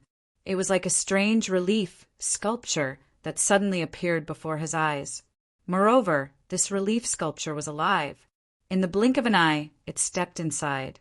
It was as if the metallic wall was nothing but a laughable illusion. The temperature within the cabin rose by a large margin. It rose by more than 20 to 30 degrees in an instant. Everyone felt a scorching heat wave assault their faces. It didn't matter if it was an illusion or not. Such a scene couldn't possibly be a joke. Enemy attack. At least half of the people in the cabin jumped up. Although they were observers sitting in the office, they were all above average ability users. At a time like this, the equipment all over the cabin was useless. They had to rely on themselves. Some people fell under the table at the first moment to hide, and through their own channels, they sent out warnings and distress messages. There were also full-time combat and security personnel on the ship, but until now, they hadn't done a good job of security. No matter who was in the cabin, there was an unsolvable doubt in their hearts. Who was the attacker? How did he board the ship? After a short half a second, all doubts became meaningless. The first person to discover it, and also the person who jumped the earliest, suddenly withered. His facial features and 7 orifices spurted out blood-red flames, and his exposed skin wrinkled, as if all the water had been sucked out in an instant, and without a doubt, all the vitality had been sucked out. Blood flames. Amidst the scream, another person was hit by the blood flames and fell to the ground with a scream. Outside the cabin, the footsteps and shouts of the security personnel were already concentrated. Even before the footsteps, the cabin door rumbled. The strongest person on the ship, the B-class expert Su Hu, had already broken through the door. wanting to catch the attacker unprepared. However, at this time, the attacker's human figure once again turned into nothingness. His originally substantial body turned into a strange smoke that surged like fog, and countless sparks burst out from it. All the people in the cabin were hit by the rain and dew, and no one could avoid it. Suffocating fog, shattering fire, F*CKME. Sue, who couldn't help but curse. At the same time, he dashed out of the cabin door at an even faster speed, knocking into the security personnel behind him and sending them flying. He was actually saving someone. Almost at the instant he retreated, the cabin exploded with a rumble. Flames with a bewitching and thick blood color chased after his figure, spurting out from the cabin door and forming a ferocious flame tongue. The impact even blasted through the corridor, the cabin walls, and a small part of the ship's hull, flickering in the freezing rain on the sea surface. The security personnel at the door were swaying left and right. In the end, only 2 or 3 unlucky people were burned to charcoal. This was already the best result. As for the cabin where the high-ranking observers were, it was completely filled with the blood flames, and miserable screams rang out incessantly. There wasn't a single struggle of life inside, only the despairing wails of life as it turned to ash. Just as they expected, they indeed didn't encounter the dripping, sword domain. However, outside of their logic and imagination, there was a blood flame massacre that came straight to their door. As the highest person in charge of the security team, the B-class expert, Sue, whose face was ashen, and he didn't say a word. His subordinates were still trying to extinguish the fire. He didn't stop them, but he knew that this was a meaningless action. Blood seizes the soul, flames destroys the body. Under such a vicious blood flame, even if the eyes were forcibly dragged out of the fire, there was no hope of survival. Reality proved his judgment. By the time the security personnel extinguished the flames, 80 to 90% of the people in the fire were dead. Those who were temporarily hanging on to life had large areas of burns. The fire poison had invaded their internal organs, and most of their bodies were cooked. It was better to die. As for the assailants, they had long since flown away into the distance. Their whereabouts were unknown. Sue, who stepped into the fire, and he nearly stepped on on the verge of death. This high-ranking observer was nearly burnt to the floor. He unconsciously moaned. Sue, whose hearing was exceptional, so he could hear it clearly. The blood flame order has gone mad. The spider has gone mad. No matter how strong the winds of the seas outside of Sia City were, it was impossible to blow the moans and the smell of burnt flesh 1,000 kilometers away onto dry land. There was no need to even mention the distant region that was separated by a metropolis. 150 kilometers west of the satellite city of Sia City, Anjou, was an undulating hilly region. It was also the complete scope of the wilderness. And at the northeastern edge of the hilly region, there was a cave building that was carved into the inside of the hill. It was known as the Picnic Inn. The architectural style of the Picnic Inn was extremely vagrant.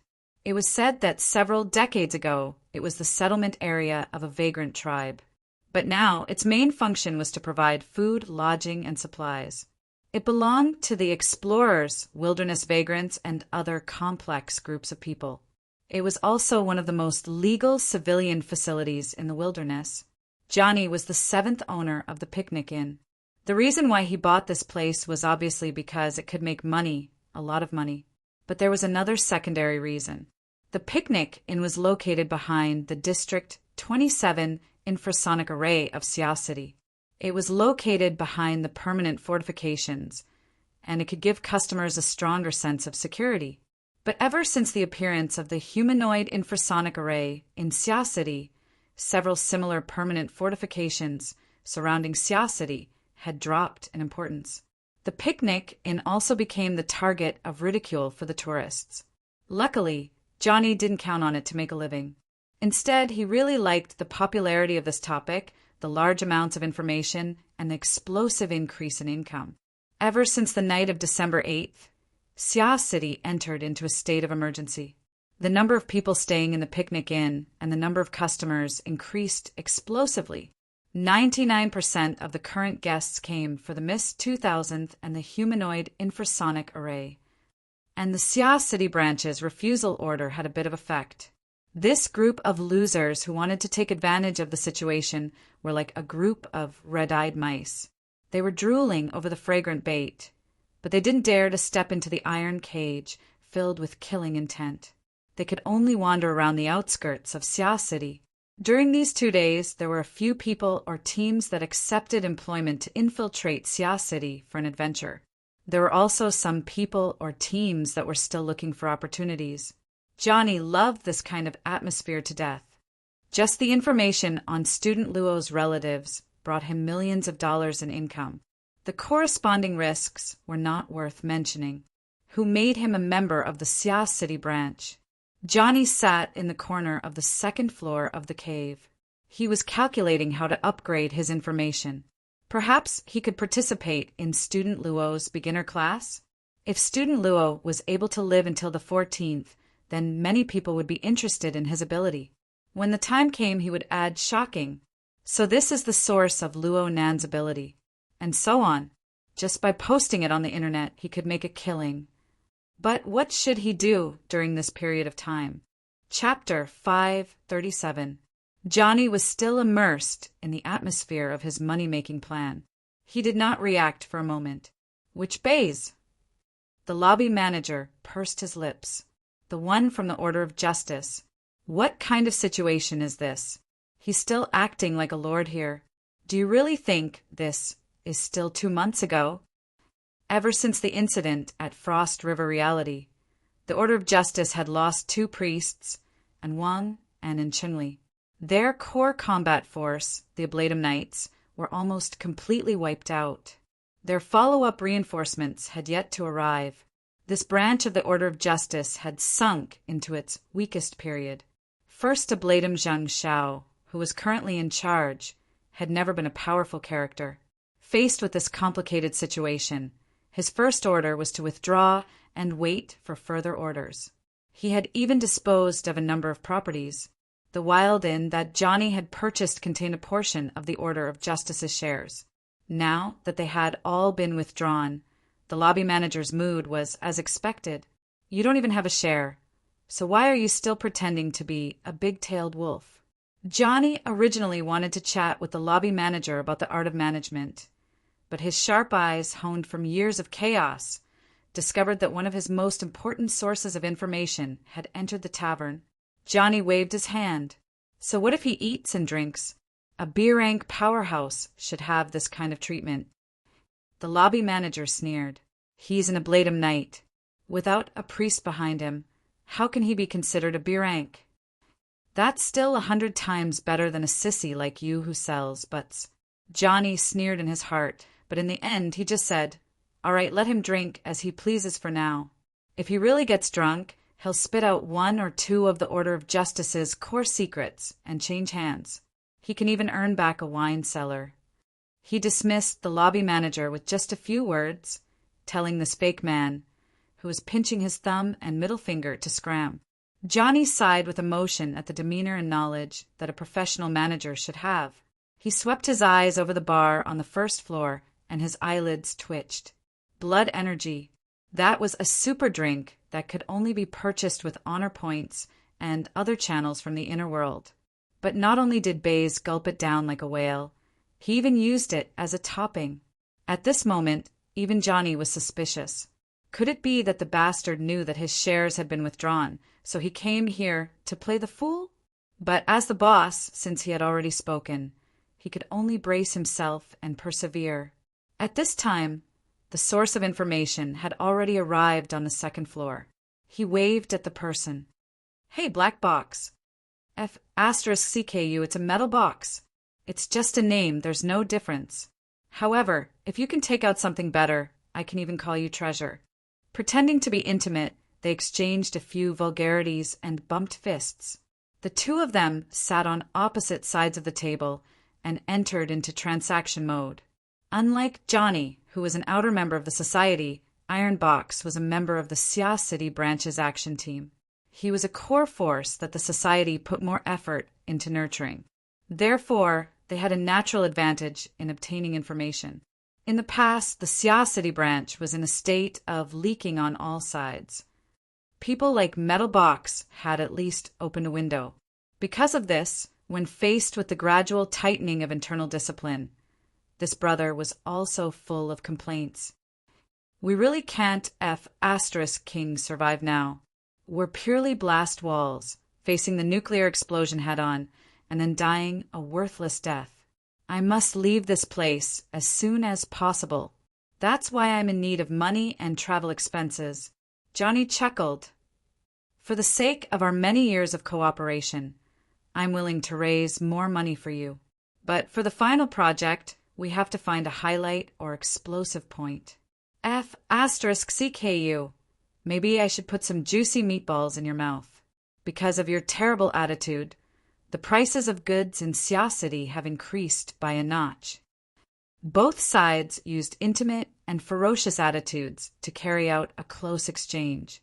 15 minutes later, they finally reached an agreement with great difficulty.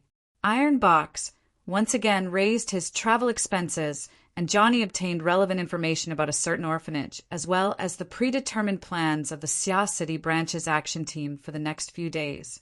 Iron Box didn't care if the price was satisfactory or not.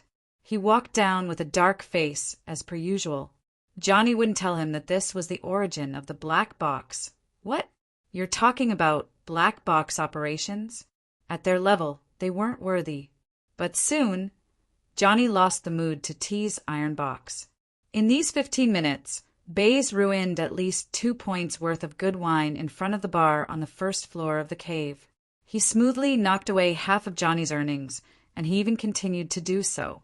This time, not only Johnny's eyelids twitched, even his eyebrows and apple cheeks were twitching. But he really didn't have the guts to clash with this famous muscle man of Siasati. Yes, this was the most fundamental reason. What the eye doesn't see, the heart doesn't grieve Johnny.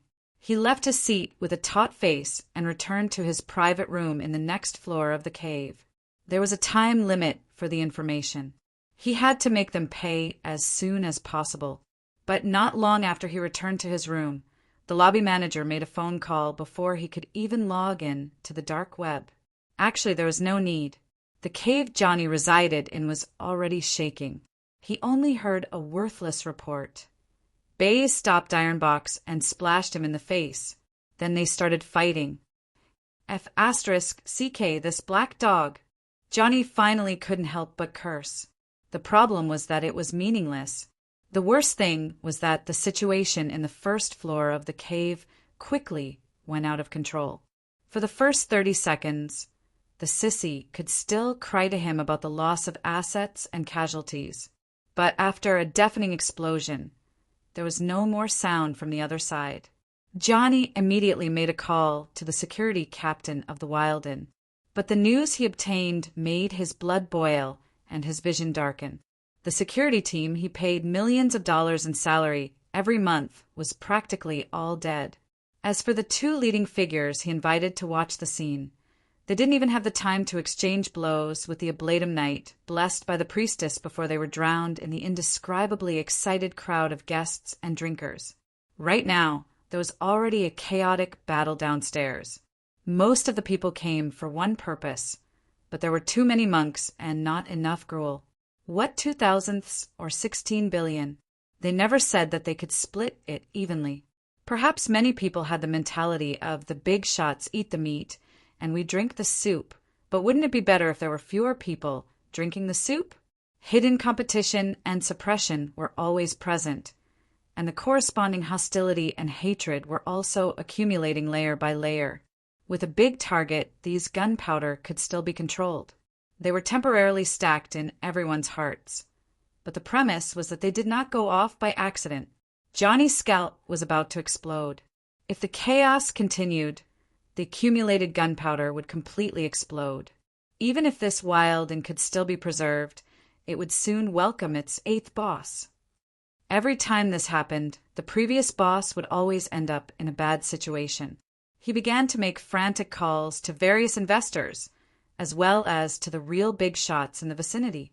The military had shares here, and they would occasionally receive some filial piety, not to mention anything else, as long as they sent a small team, even if it was just for show. With a muffled bang, the floor clearly shook, and Johnny almost bounced up. He turned his head in shock and saw that the floor, which was compacted with red earth and reinforced with steel bars, had been forcibly pierced through. Half of the body of the metal box, who had just completed the transaction with Johnny, drilled out of the hole. His head was flat and deformed, and it looked like his spine was already broken.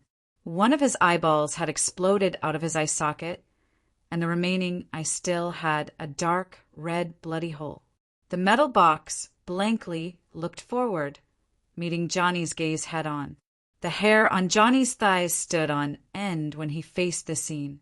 Then, right after, the door with 3 layers of protection was kicked open. Bays, who was still clutching a bottle of blood energy, grinned as he staggered through the door. Soon his boot landed, and half of the metal box's body fell down.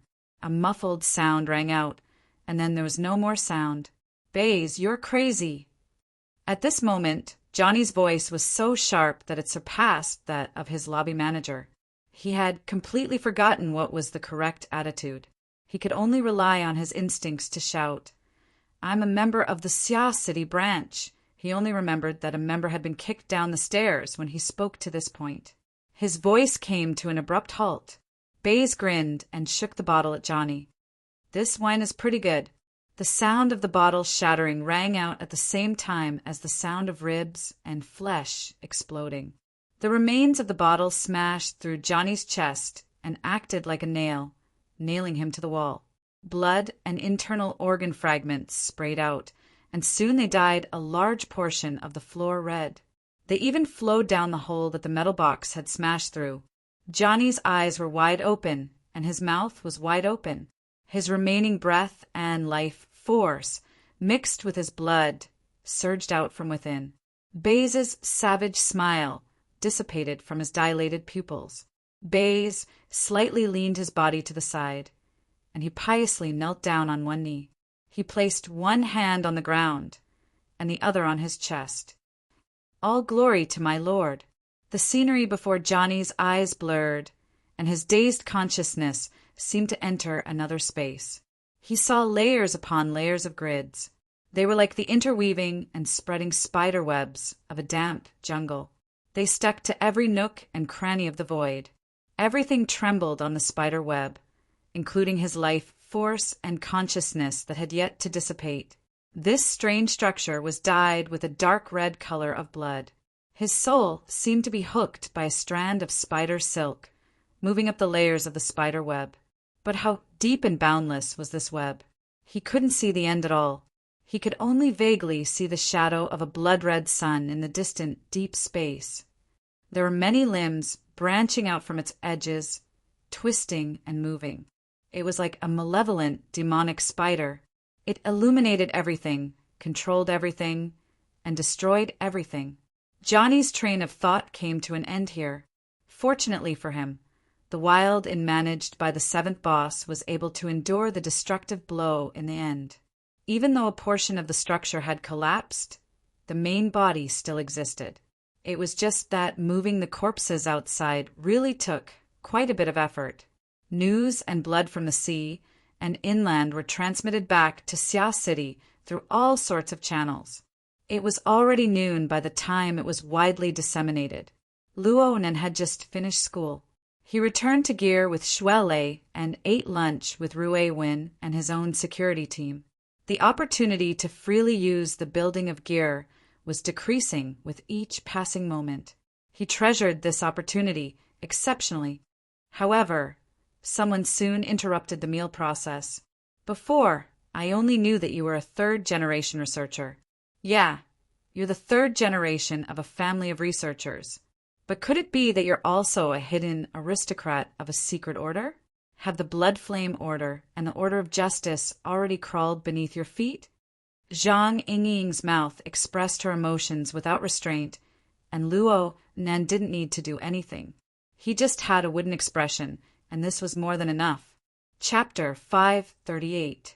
At least at this moment, no one believed that Luo Nen had anything to do with the Blood Flame Order. Also, the general of the Order of Justice going crazy over at the Wild and had nothing to do with him. Zhang Yingying was just teasing him. From her perspective, those observers really did court death. A portion of the communication records and recordings of the scene were salvaged. Apparently, those people think that the Blood Flame Order is a plucked phoenix that can be cooked into soup at any time. They want to do something bad and frame them. They don't understand how terrifying Xia City's Earth Fiend is. They just so happen to bump into a powerful member of the Blood Flame Order passing by, and they casually wiped him out. Cat eyes beamed as she sipped her drink. She gave her own opinion. Or is it an even more crude framing? Zhang Yingying nodded. It was done too simply. It wasn't ruthless enough, but it's definitely the core method of the Blood Flame Order. This is interesting. You must know that the Blood Flame Order is also branching out. The military must be very embarrassed. The situation here is subtle, but the Wild is too messed up. A chaotic battle broke out, and the casualty rate exceeded 65%. They were so savage that they had no friends. It's not bad for you, but there are people in the society who are caught in the crossfire.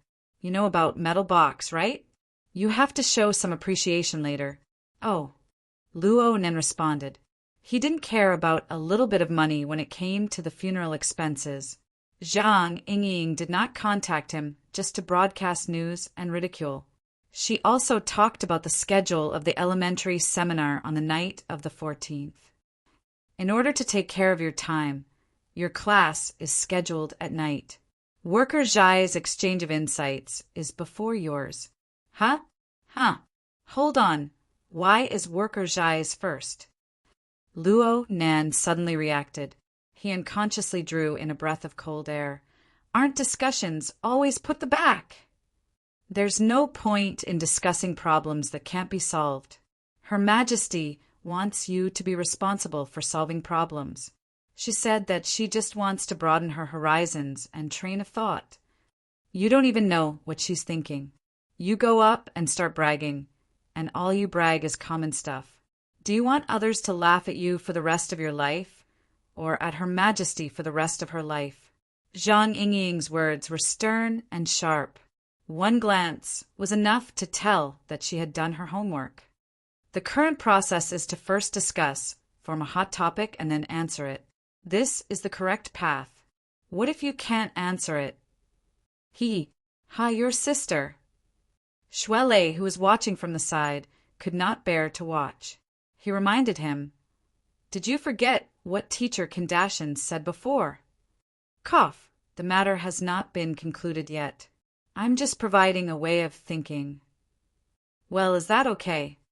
Luo Nen was delighted. He slapped Shuelei's arm heavily. You're too good. Zhang Yingying sneered.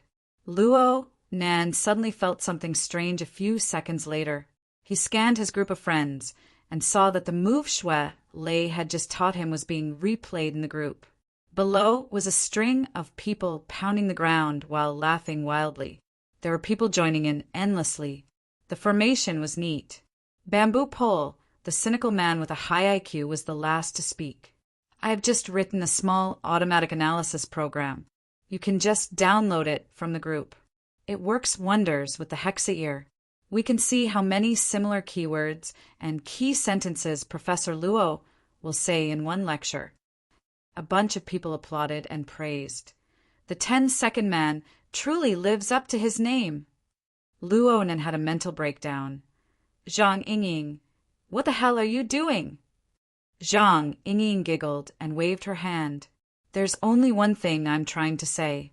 Communicate well with Worker Zhai and do your teaching plan seriously. Don't think too much about it. Everyone has their own specialties. At present, you'll have a better future as a lecturer and swipe credit cards for everyone. The conversation ended.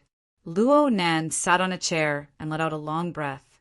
There was something he really wanted to say, but in the end he kept it in his stomach. Did a certain someone misunderstand Her Majesty Empress Wu's intentions? Shuele was very confused. What does swiping credit cards mean? Cat Eyes giggled as she answered. Basically, the boss is currently providing remuneration for around half of the Xia City branch members. You can look at his credit card bill for the specifics. Luo Nan's lips twitched. He was too lazy to respond. At the same time, he knew that what Cat Eyes said was more or less the standard answer. Zhang Yingying's intentions were very simple. It didn't matter if Luo Nan wanted to become a one-man enemy or a 10,000 enemy. With his current strength, he still needed to carry out relevant designs within the framework of the Xia City branch. He proposed ideas and paid remuneration. The Xia City branch was responsible for carrying them out as long as his credit didn't go bankrupt. This seemed to be in line with Her Majesty Empress Wu's train of thought. But Luo Nan really wanted to say formatting theory and the Xia City branch's operating model are ultimately different. What Her Majesty Empress Wu wanted to see most likely wasn't how Luo Nan would play around under the latter's constraints. She wanted to see how Luo Nan would come up with a more novel and valuable framework system. Right now, Luo Nan needed to ponder over what he could bring out for others to see, and what he could hide. Of course, this was not an easy task. Hey, Nanster, your face is too red, right? Shuele discovered a new situation. Oh, it's nothing. Luo Nan subconsciously touched his face as he spoke. It really was a bit hot. You didn't feel anything at all before? Did you have a fever? Shuele grew serious. He reached out to touch Luo Nan's forehead. We martial artists either don't get sick, or when we get sick, it's a serious illness. The imbalance of body and defense, the chaotic flow of blood. These are great benefits normally, but when you get sick, you need to get them all back. The gym master often tells me about these things. You haven't been by her side for long, so I'm afraid that you don't know her well enough. Luo Nan was quite confident in his own state. He laughed and shook his head. It's really nothing. To the side, Cat Eyes was attempting to entice Rue when to open his mouth and speak. She saw that the two men were unable to talk clearly, so she sneered and said, maybe it's because his business is too big and he worries too much. For a while, he's feeling stifled. Luo Nan glared at her, but Shuele was very much in agreement. Thinking too much isn't a good thing. You need to pay more attention to your emotions.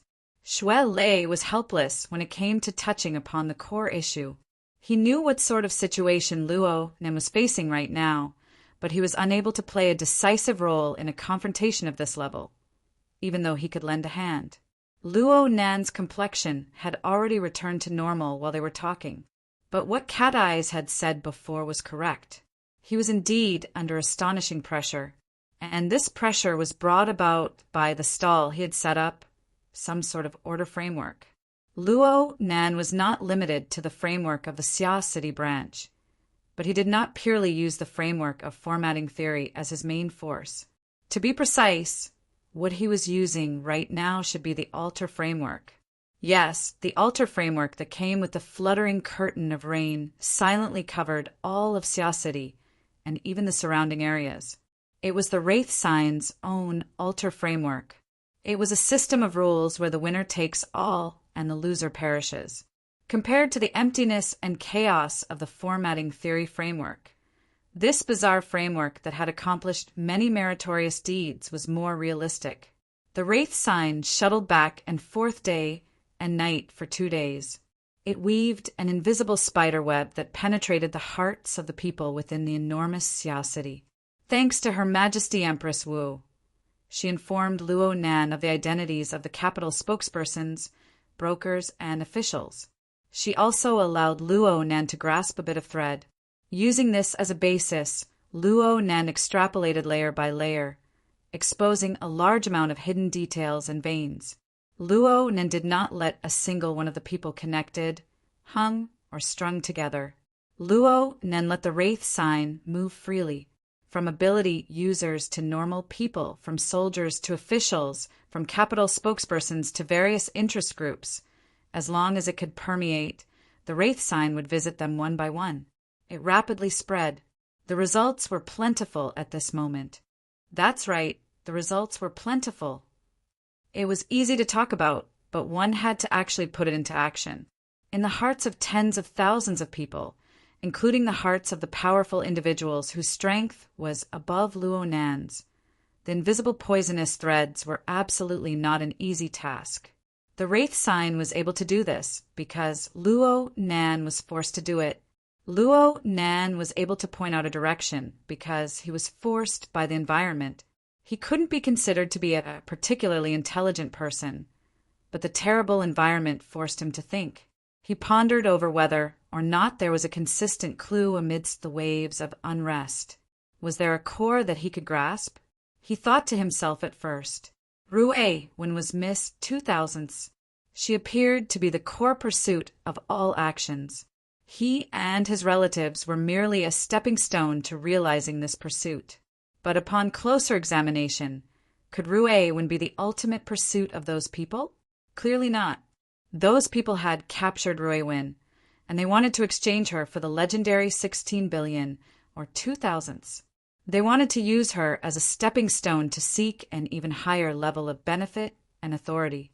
And so, one level after another, one step after another, there was no end to it, and at the end of the boundless stairway to heaven, there was a faintly discernible silhouette projection. It was nothing more than the word benefit. Luo Nen didn't dare to say that he had seen through something, but he was indeed forced to come to a realization. All powers, all powerful enemies from beginning to end, were nothing more than people who pursued benefit. It was said, "The world is bustling with activity, all for benefit. The world is bustling with activity, all for benefit." It was hard to differentiate. Reality proved that the core of the clue Luo Nen grasped was not misplaced. The human-faced arachnid possessed terrifying instincts. It had infiltrated its way down through this channel, eroding the hearts of people. It was successful in every endeavor.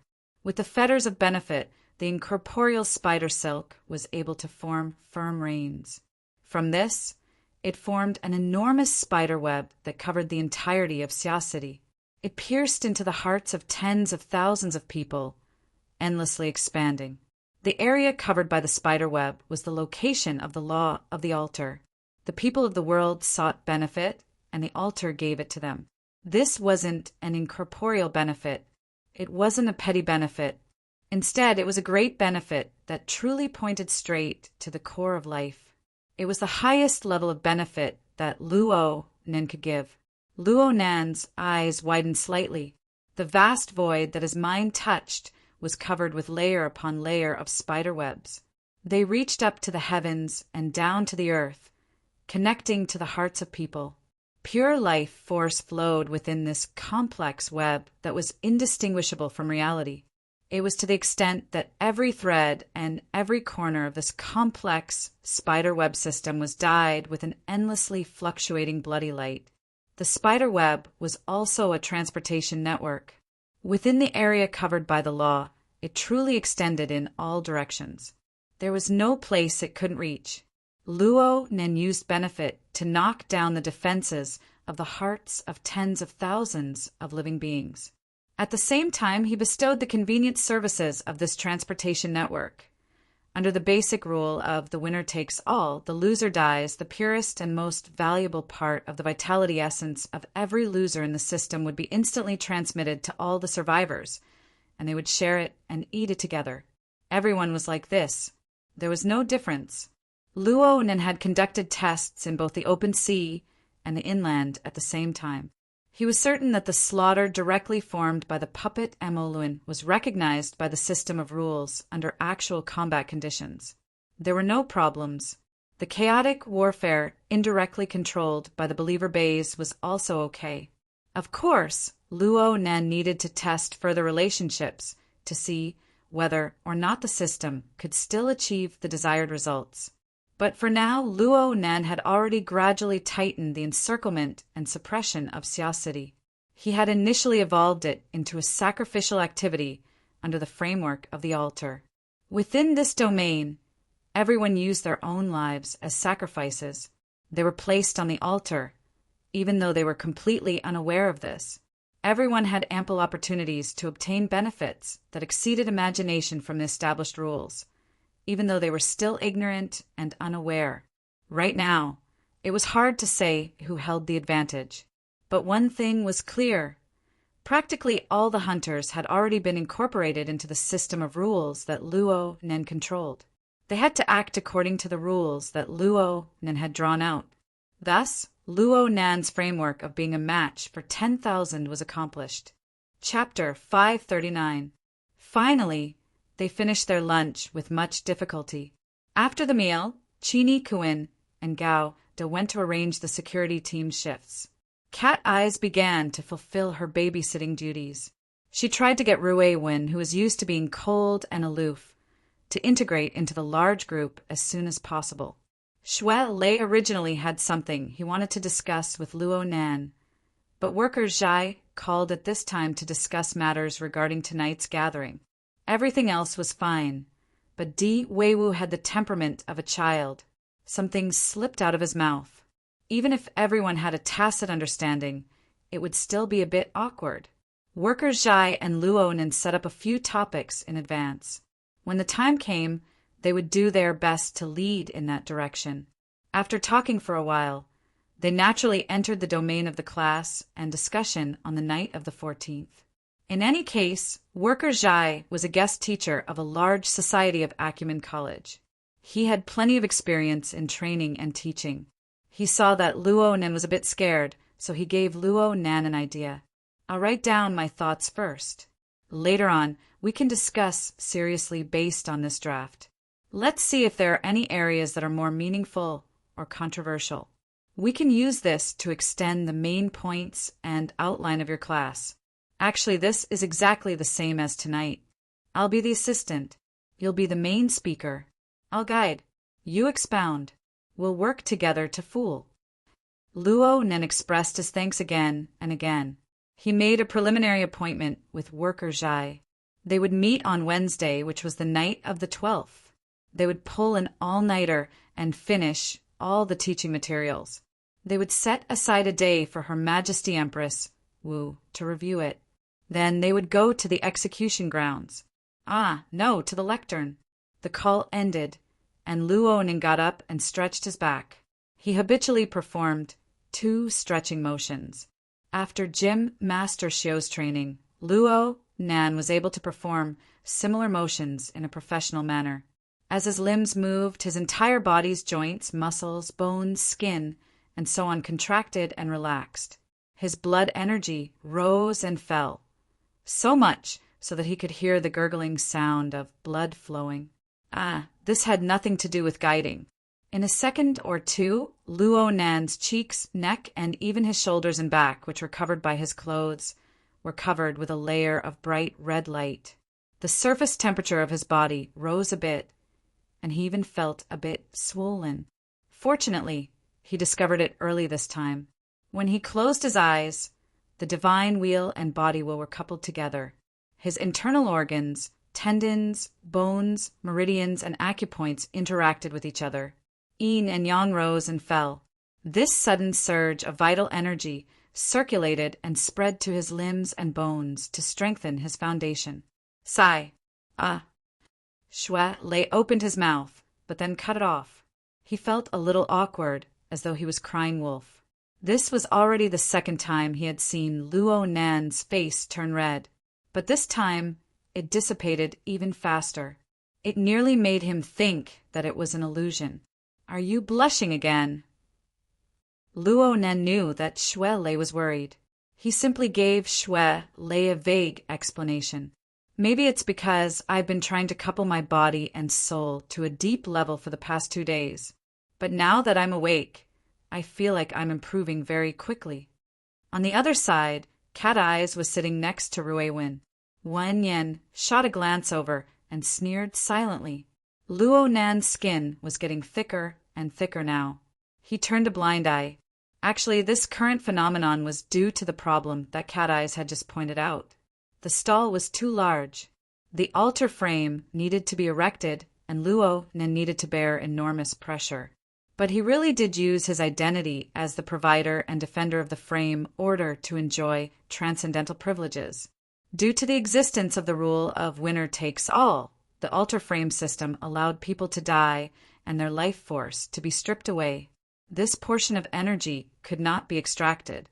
Instead, it would continue to be assimilated into the frame, stimulating and strengthening all the surviving participants. Everyone was treated equally.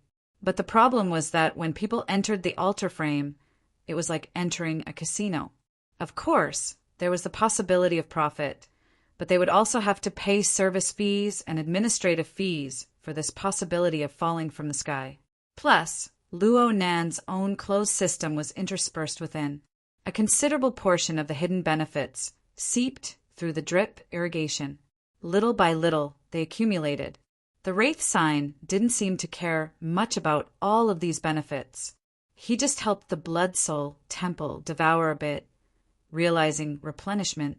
The rest went through the large production line of the closed system, undergoing purification and assimilation into Luo Nan's boundlessly vast God Gear icy ocean.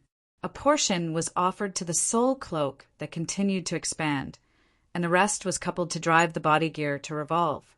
The gear set of the God Gear and body gear seemed to have been added with maintenance fluids and lubricants.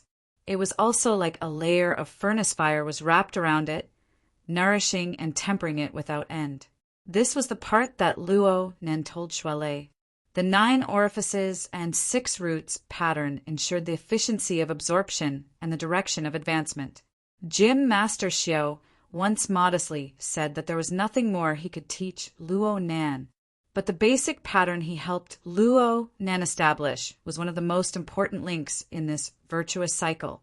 This brought about a change in Luo Nan's root receptacle, a positive change in quantity, and even a change in quality.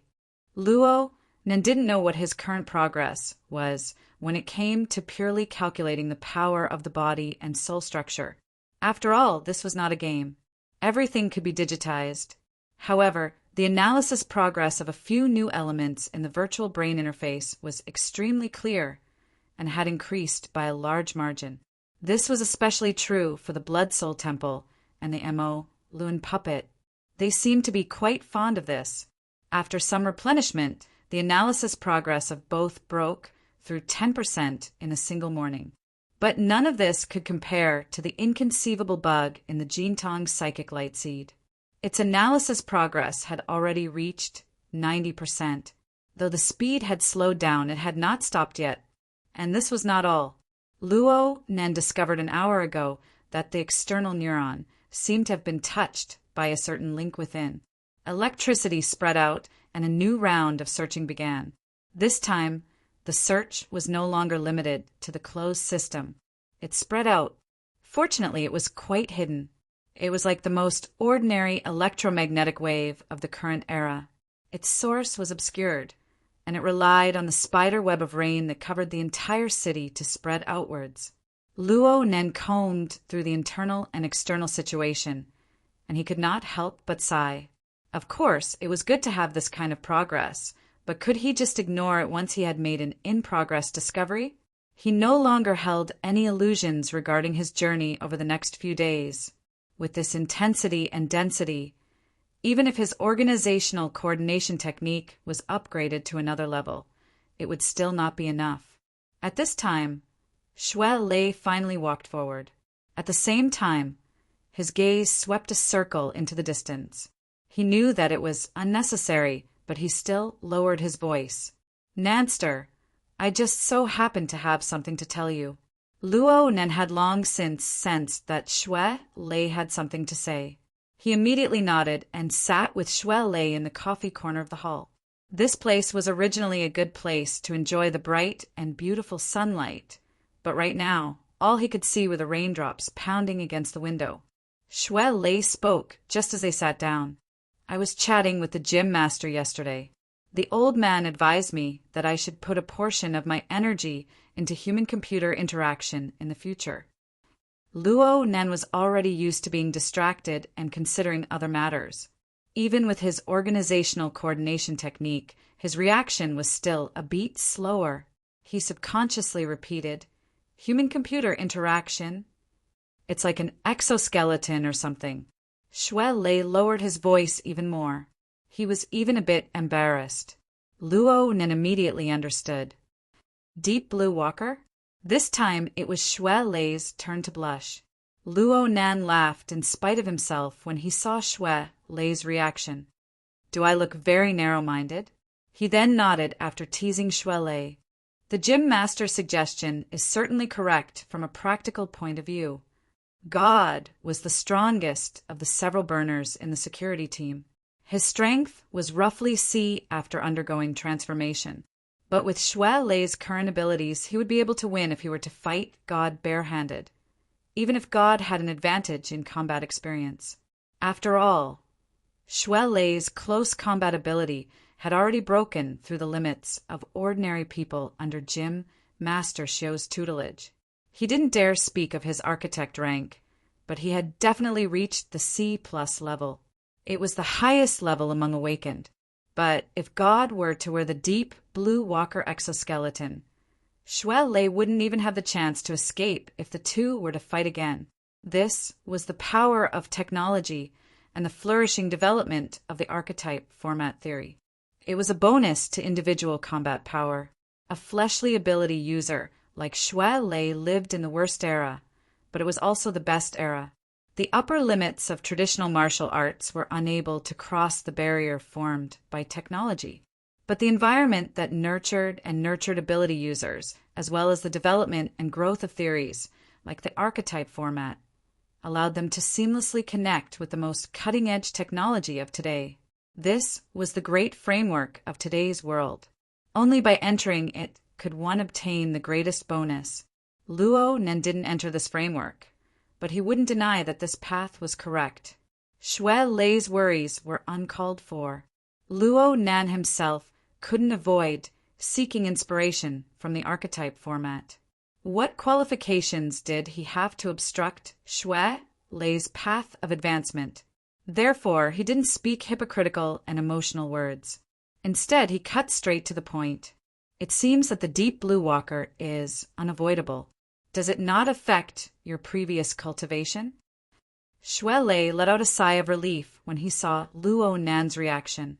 He replied, "It's impossible to directly go and transform it.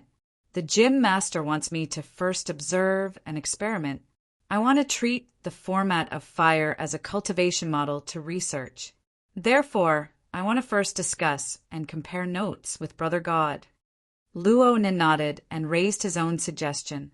You can also use the burner simulator researched by the military and Quantum Corporation. They have it at Frost River Reality. If you need authority, you can just apply to the society. You can also report to the military. I'm afraid that they're looking forward to having a martial imparting expert like you as a guinea pig to provide experimental data. Luo Nen suddenly thought of Bai Xinyan as he spoke. It was this female doctor who used the burner simulator to reveal to him the unstoppable development of the archetype format. But according to authoritative intelligence, Bai Xinyan was the main culprit that caused all of the current troubles. Even Mr. Bai had solemnly apologized to him for this. Luo Nen had a general understanding of the reason why this father-daughter pair had a falling out. It was impossible to say that Luo Nen didn't hate her, but Luo Nen still wasn't used to the rhythm of changing identities between friend and foe. He wasn't used to it, but it didn't hinder his cognition. It also didn't bring him too much trouble. Chapter 540. Luo Nen used benefits as a primer to successfully infiltrate the human-faced arachnid's poisonous silk into the hearts of the millions of people in Xia City. This showed that his train of thought was correct.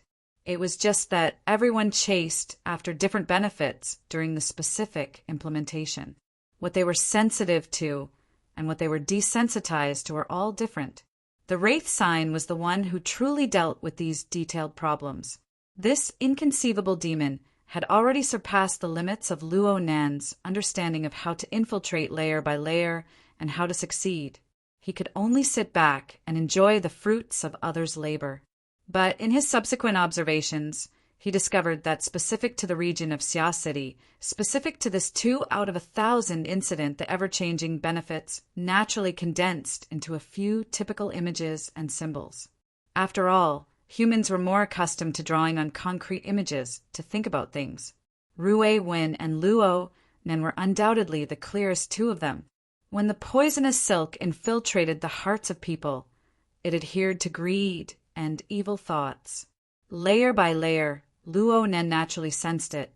When a person was being targeted by hundreds and thousands of malicious thoughts at all times, they would either become numb or extremely sensitive. Luo Nen was certainly unable to become numb, so he became exceptionally sensitive to these muddy flows of sand and mud. From Luo Nan's perspective, the sacrificial framework was like a transparent cup of water. As time passed, the countless participants were like muddy water in the cup, slowly settling and purifying. What was clear and what was turbid were all revealed in sequence. Under these circumstances, Luo Nan was simply playing a traditional online game. Red, yellow, blue, and white names hung above the heads of the players. It was bizarre and absurd. It was said that the human heart was hard to fathom, but it seemed that there was no place to hide under the ruler of benefits, though it was only limited to greed and malice toward him. Luo Nan understood this as the function of order. After order formed a relatively complete framework, it combed and cleansed all living things. Under this standard, the hunters that flocked in were insatiably greedy. There were apathetic professionals. There were those who came to have fun and join in the fun. There were all kinds of them, and they were all different. The Xia City branch was not a monolithic block. There were warm-hearted people, indifferent people, two-faced people, and people who only had the thought of currying favor and making money. Johnny and Metal Box, who died in the inn, were just two examples. Deaths were not uncommon in a group of nearly 1,000 people. It was impossible for Luo Nen to hope that everyone in the Xia City branch would love him, that everyone would be like He Wayne, Zhang Yingying, and these other friends who would do their utmost for him. Her Majesty Empress, who had already given him a reminder, pointed him in the right direction, and even helped him open up the credit system, allowing him to use real benefits to consolidate the power of the Xia City branch. Luo Nan received the lesson, but he could completely build on this foundation to do even more things. He could do even greater things. The puppets and believers were in charge of the specific planning and execution. For the time being, Luo Nen only needed to support the maintenance framework before the even more desperate situation arrived. He also needed to remotely command and make adjustments. At this time, he was very happy to go with Xue Lei to find God and discuss matters related to the burners and the deep blue walkers. God was a veteran burner. Although he had already retired from the military, he was still inextricably linked to it. He told Xue Lei frankly, "The military's Deep Blue Walkers project has always been conducting research on imparting martial arts to the fleshly body. However, if you want to participate deeply in it, you'll definitely need to be registered in the military, and you'll also be subject to many restrictions. Quantum Corporation definitely has it, but the corresponding binding agreement isn't easy either." Aside from this, there was also the Frost River Reality Project, which was a collaboration between many powers. The project was relatively deep. Therefore, he was the same as Luo Nan. He recommended Xue Lei to start with a professional simulator to get a feel for it. Then Xue Lei and God discussed the similarities and differences between the internal energy of a burner and the internal refinement method of imparting martial arts. This had already entered a more professional level. Luo Nan very rarely interrupted, but he combined his experiences with the burner simulator with the two sides. He listened with great interest. However, they did not chat for long. God had to go deal with the security team, so the chat could only be interrupted. Xue Lei had an expression of wanting to continue. His fighting spirit had already been provoked. He pulled Luo Nan and said, "Why don't we practice some sans ho?" Luo Nan was about to agree when Cat Eye shouted, "You too! Come over and help." Cat Eyes and Rui when had been at loggerheads ever since she received the mission the night before yesterday. She took care of Rue Win, and she liked Rue Win. However, she was still a bit dissatisfied with the little girl's cold and distant attitude towards life. She always wanted the little girl to do something. After unremitting efforts, she finally found a pretty decent entry point after lunch today. She pointed to the side of the living room on this floor. There was a photo frame that had just been placed there not too long ago. She giggled and said, "Look, the design on the photo might be a tradition of their Luo family." The photo Cat Eyes pointed to was the weird photo of his grandfather and father that Luo Nan had copied from his uncle this morning. No matter how tangled and complicated his heart was, Luo Nan still treasured this photo very much. He specifically found an electronic photo frame to place it in. However, he had not yet decided whether he should place it in his home or place it in the space of the dead tree with his mother's photo. He could only place it in the living room on the 4th floor of Gear. This was the place with the best lighting in Gear under sunny weather. Cat Eyes did not care about the tangled feelings in Luo Nan's heart. She seized the opportunity to urge him with all her might. "What do you mean by tradition? You pose according to the photo, I'll take a photo, and then we'll put it together. You don't even need to wait until the evening gathering. You'll be considered a member of the Luo family. As for whether you'll be a daughter or a child bride in the future, it's all a trifle." Cat Eyes revealed her intention to tease Luo Nan, but Rue Win naturally did not respond. Cat Eyes teased Luo Nan several times to no avail, but she did not give up. Her eyeballs swiveled, and she called out to Luo Nan and the others. "Rue Win says that the restoration of a single pose isn't enough. Someone with the surname Luo, come over here. Is it really okay for you to tamper with right and wrong in front of your own boss, a mental sensing expert?" But no matter what was said, Cat Eye's thoughts and actions were all for Rue Win's good. If Luo Nan could help this little girl integrate a step further into this society, then Luo Nan really wouldn't mind making a few weird faces. So Luo Nan's ridicule was ridicule, but he did not refuse. He obediently walked over and revealed a smile to Rue Win. "Then how about we pose together?" Rue Win's clear and tranquil eyes streaked across his face. It was impossible to tell what she was leaning towards. But Cat Eyes tricked him again at this time. In the end, she did not let Shuele go. "Why don't you guys go first and demonstrate once to dispel the child's nervousness? First your friend Luo Shue Pei, then your family member Luo Rue Pei. There's nothing wrong with that." Shue Lei's temper did not care, but he was reminded by Cat Eyes' abbreviation. He suddenly had a strange thought. When we adopt her, will Rue Win still be called Rue Win? Will she be called Luo Rue Win at that time? Or will she follow Uncle Luo Nan's surname and be called Mo Rue Win? Luo Nan discussed with him very seriously. "The name is just a symbol, but those two are quite hard to pronounce." Cat Eyes sneered. "Don't deliberately change the topic. Do you think I don't know what you guys are thinking? Go, stand in front of the photo frame. Split into two sides. Luo Nan on the left, Shue Lei on the right. Pose properly." Shue Lei grinned and looked at the photo again. His eyelids twitched. "We agreed that it's a demonstration. No photos. Don't talk nonsense.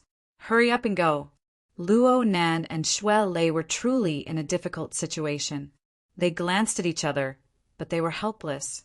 They could only follow Cat Eyes' instructions and stand on the two sides of the electronic photo frame. They followed the poses of the two people in the photo frame and slightly staggered their angles. Then they continued to communicate with their eyes. "You first. You first. Everyone together. Okay." That kind of pose only looked funny on the photo. If they really had to do it, and if they were to do it properly, it would be truly shameful. It would have been fine if Luo Nan and Shue Lei did not exchange glances, but when their gazes met, they laughed until they staggered left and right a second later. There was no hope for any other pose.